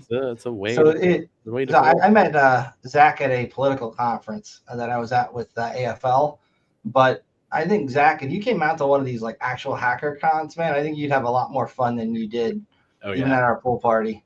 Like you see how hackers party, I think you'll have a lot more fun. You should definitely come out. Hit me up for a good one. I may be able to do it. Come to Hacker Summer Camp. Bet you won't Hacker buy a Summer drink Camp the is whole the best. time. Winter. It's almost winter. Summer camp. Yeah, that's next Black year. Hat DEF CON Yeah, B-sides. Black Hat DEF CON B-sides, yeah. All that. Hacker Summer Vegas. Camp. Sounds like But a hey, lot. Zach, Harrisonville conference. you It'd seem be like like DEF CON, but perfect. hookers and booze. No. Count me in. Gang. You seem like the perfect guy to be a guest on Part of the Problem podcast with Dave Smith. Sure. I should. don't know what that I don't know if podcast I have any is. ins there, but that would be worth pursuing. Like, love me or hate me, I see some pretty fucking wild shit and I've got a story that's out of this world. So, it's always going to be an entertaining time. I consistently score high on these podcasts. So, and I enjoy it from time to time. I used to be on the circuit, 4 a day, but now It's like, I'm for not. context, it's a extreme libertarian podcast. Great. Let's do it. I think you would be a great guest on there. Yeah. What happens when a nihilist and a libertarian that really believes in libertarianism get together? Let's see what happens. It could be fun. They'll kill the last god together, and that's government. Guys, remember AI gun I found? AI code, Zachys/AI code at GitHub. Pip install. It's on PyPy. Pip install advanced AI code, then type in AI code. If you do pip install AI code, you're going to get a weird package, and it's an unfortunate name. I kind of want to rename it AI Chad. So if you come here in like a year and it says, this is now AI Chad, this website at least will still be able to point to it. But this is going to 4x your Does it productivity. need any specific Python environment, like 3.7 or something like that? Do I need VM I or think like anything? 310 is what I've tested it on. Probably run. See, one of the things I've done to make this run well is that the front end is a front end to the middle layer, which talks to the back end. And that middle layer, what it does is it isolates everything. It bootstraps a virtual environment with Python 3.11. And so it's really like easy on your system because it's not going to start stashing pinned versions of popular AI libraries that are going to blow out NumPy and the other critical libraries that you have on your system. So it's very easy on your system. That's just why I designed it. It gets rid of all the problems of the backend app, which is like pin dependencies of like PyTorch and shit, right? Like you don't want that because everyone's got compatibility issues. So If I wanted to run a local model with this, like we had talked about before, like StarCoder, what would my hardware specs need to be in order to run that locally and not have it be slower than dog shit? What's your GTX? Like, do you have an NVIDIA chip? Yeah, I've got an NVIDIA chip. I'm not rocking it like 2 generations back though. How many gigabytes do you have? That 80 Ti gang. Now, here's the thing. I take it all back. Here's the thing. Look, the small models suck.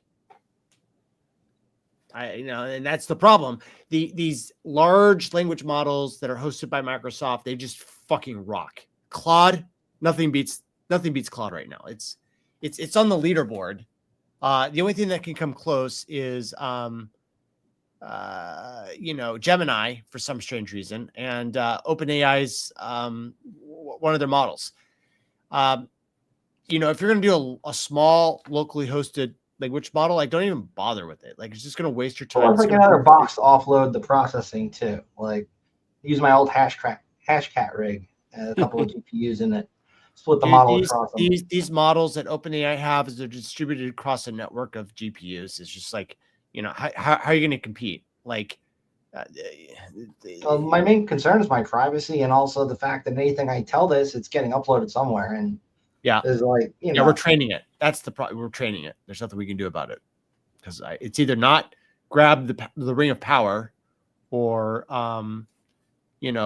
stay silent and sit on the sidelines as this AI revolution, happens. But it's like, but do you continue to feed the machine, or do you bite the hand that feeds? It's like, what do I do? The privacy thing is a big deal because I've heard stories of friends that are like analysts, and they would take an alert, pop it into AI, but there's client data in that. So that becomes a problem there. But it'll answer. Especially if they're then tokenizing that and training their model on it, they could spit that back out to somebody else later. Mm-hmm. And that is an actual thing that happens on a daily basis. What's that? Yep. What we were just talking about, people putting unsanitized data into AI in order to get analysis of it. I see it happen more often than I care to think about. I've seen people create freaking file converters online that are just essentially traps to grab people's PDFs from work and ring them up in like the search results. And then you've got somebody just harnessing a bunch of data from different companies who don't want to buy PDF conversion tools. I literally got up onto an analyst the other night because of that. I caught an analyst putting client data into an AI to get it to spit out what was wrong, and it was really sad too because the answer was right there in the log. They didn't need the AI. You didn't even read the alert. It's like at least just convert like JSON into something more readable, or no. It was like if this was the 1800s, we'd be going behind the woodshed right now. That's what I said. They didn't understand that, so I gave them a copy of Old Yeller to watch. Another reason to want a local model also, if you're going to be doing something like parsing JSON or something simple and repetitive, or analyzing alerts, and they're going to be very similar, why the heck would I want to, one, spend the API cost, and two, upload my confidential data to some unknown third party that could then use it to train another model? It's terrifying from a risk perspective. If you're going to put on the CISO hat, your company data could be going out the window to all these tools that then are going to spit it back out to a competitor. It's right. Ooh, that's also a good I point. think Google themselves give, $200,000 to any new AI startup as soon as they get their Series 7 or whatever funding. Like they'll give you $200,000 towards free AI. I'm pretty sure they're definitely, if it's free, you're the product almost always. So, and this is Google, I mean, do no evil, right? Themselves. Oddly, what's missing? Who said they use DeepSpeak? Who said to use DeepSpeak for their coding? What did you say? TeamSpeak? Who said that they use DeepSpeak for their coding? DeepSpeak. Is that what you said? Yeah. It's down here. Like this is where it ranks. 31%. The newer one is the leaderboard right here beyond with a huge margin is Cloud. This is for the refactor. If you go up to new StarCoder 2.5 that came out like a week ago. StarCoder. Oh, they don't have at least it's on the leaderboard yet. I think it was in the release notes. They were saying that they just oddlined it. So you can plug it in. They've got like some sort of flexible backend that can take in most LLMs. But for some reason, Cloud just smokes everyone. And that's what I'm using. I'm using the Sonnet thing. And it's like every month I get a free upgrade and get way more powerful. Sonnet now is the one that's got within their API the ability to do device control and actually control your computer through screenshots. Yes. Cursor presses. I saw the demo for that, and they asked it to do a very simple task, and it started going on the internet looking at pictures of national parks. was like, why would it do that unless it's trained on actual data of people working for real, and people like to slag off at work, so it's just following that pattern. Right. It's interesting to see. Definitely not AGI or actually thinking behind it, just following what it thinks would be done, but still interesting that it did that. Yeah. All right, I'm all out of questions. We've been going for 3 hours. And Yeah, we're hitting my 3 girl upstairs is hours. probably going to kill me soon if I don't come upstairs for dinner. Yep. So let us end here, which I think is a good point. But on the outro, why don't you plug your book and your website and anything else you want to plug for the next minute or two? Yeah, if you want to see how the sausage is made, check out my book. I disclose it all. I also get it for my website. Google, let me just get up there. GoogleLeaksBook.com. I had an expired SSL cert until this weekend. Thank you, Frank, for letting me know. You get the juicy bits here. President Trump and RFK both said I was an American hero. I got that going for me. That became a lot more valuable recently with the election of Donald Trump. Nice. But I do want to show you one thing in here, which is an actual slide deck. And this, I actually saw this in multiple parts of the company. So it wasn't just like somebody that was a little bit nuts. So it was part of their internal propaganda. They removed the "don't do evil." All right, here it is. Yeah. It's the 4 steps on how to program people like us. It starts off with training data are collected and classified. Step 2 is algorithms are programmed. Now it would be /trained. Third step is media are filtered, ranked, aggregated, or generated. And then the step 4 is people like us are programmed. This is not linear. This is a cycle. And so what happens is that feeds back into itself, and then you go on to the next cycle, and round and round and round we go until one day we are all in a different Overton window. And that's what they wanted to do. And this was actually not done by some engineer. It was actually done by their AI ethicist, believe it or not, Michelle Mitchell. She should know better. Like literally an AI ethicist is plotting to, take over the internet and democracy as we know it through a totalitarian AI censorship program that she brought in called Machine Learning Fairness. So It's kind of funny that they had the balls to even put this down on a paper. it's part of their magic, right? If they normalize it and just like, here's the thing. I saw my leftists my fellow colleagues fall for it because they're leftists and they go into groupthink. And so when everyone around them is like saying, oh, we're battling misinformation, we're using AI to be able to protect Americans, they're like, fuck yeah, I'm down for that. Right. And I'm like, do you even know what this means? Right. Like they just can't put it together. And it's the way that they normalize it and have it out in the open. And for some reason, like there wasn't a line of people lining up to blow the whistle on this. It turns out I was the first. Like that was the big mind-blowing thing for me, is that how little opposition there was, is they just plainly said it out there and they, oh, machine learning fairness. Like they started to come out with that internally in the 2018, before I blew the whistle and turned it into a bad word. And so you blew the whistle on Google. You think any other companies have very similar thought processes and are working towards almost an exact same goal besides Google? OpenAI? Yeah, very bad, awful. I hope the whole thing crumbles down on top of that guy's ugly face. Like I don't like to talk shit, but Sam Altman is a special kind of evil, and they would not put him into that position of power unless he wasn't blackmailed up to the hilt. And that's what he is, and that's why he's up there. And that's just why he's playing all the games. That's just why he's, being a sycophant to this like organization, because he wants to be part of that center of power, right? That's his little thing. He pays the homage. He gets to be part of the club, and that's what he's doing. He'll say anything in order to gain power. He's the exact wrong person that needs to be in charge of the artificial intelligence, and I'm so happy that his company is collapsing, and that Sonnet now is handily beaten, because we need to get a diversity of ownership and stakeholders in charge of this AI. So what's the goal of the people who are making Claude and Sonnet, the Anthropic people? Are they similarly minded in their end goals, or do we know anything about them? I don't, and I would love to have someone with a strong opinion either way, but I just don't have one. I just don't know. They almost like none of them are celebrities like Sam Altman is. Got it. Last but not least, we have a comment from the crowd here. Not a lot of people have the mental fortitude to be a whistleblower. Most people want to ignore the evil around them and get by avoiding having their livelihood taken away. I think that's a good sentiment. It does take a special kind of person to blow the whistle when you see something really evil happening and letting the world know what's going on and not just going along with it, like group think, group speak. So like our Freedom Seed friend in the audience there has said, I agree with that sentiment completely. And once again, just wanted to say thank you for taking some time out of your day. Hopefully you'll come back again.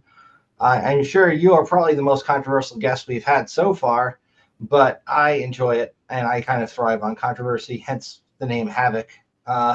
But once again, thank you.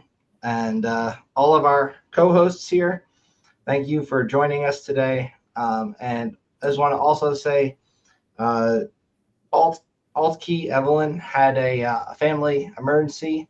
I really do hope that her friends and their child are okay, and she had to hop off. So I'm sorry I haven't been quite as present. I've been keeping up with her and everything else. So please excuse my lack of addition to this episode. no, appreciate you staying on the horn with her and making sure she's okay.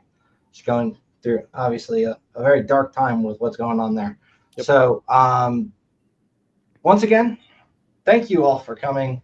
This has been the Counter Surveil podcast, and this is the 3-hour mark. So I'm going to end it. Zach, thank you again. This is our second longest one. This has definitely been a long one. All right, guys. Well, thank you very much. Pleasure. Thanks, Zach. It was cool.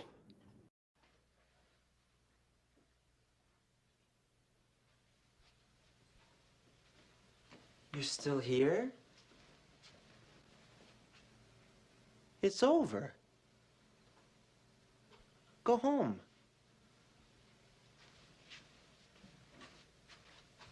Go.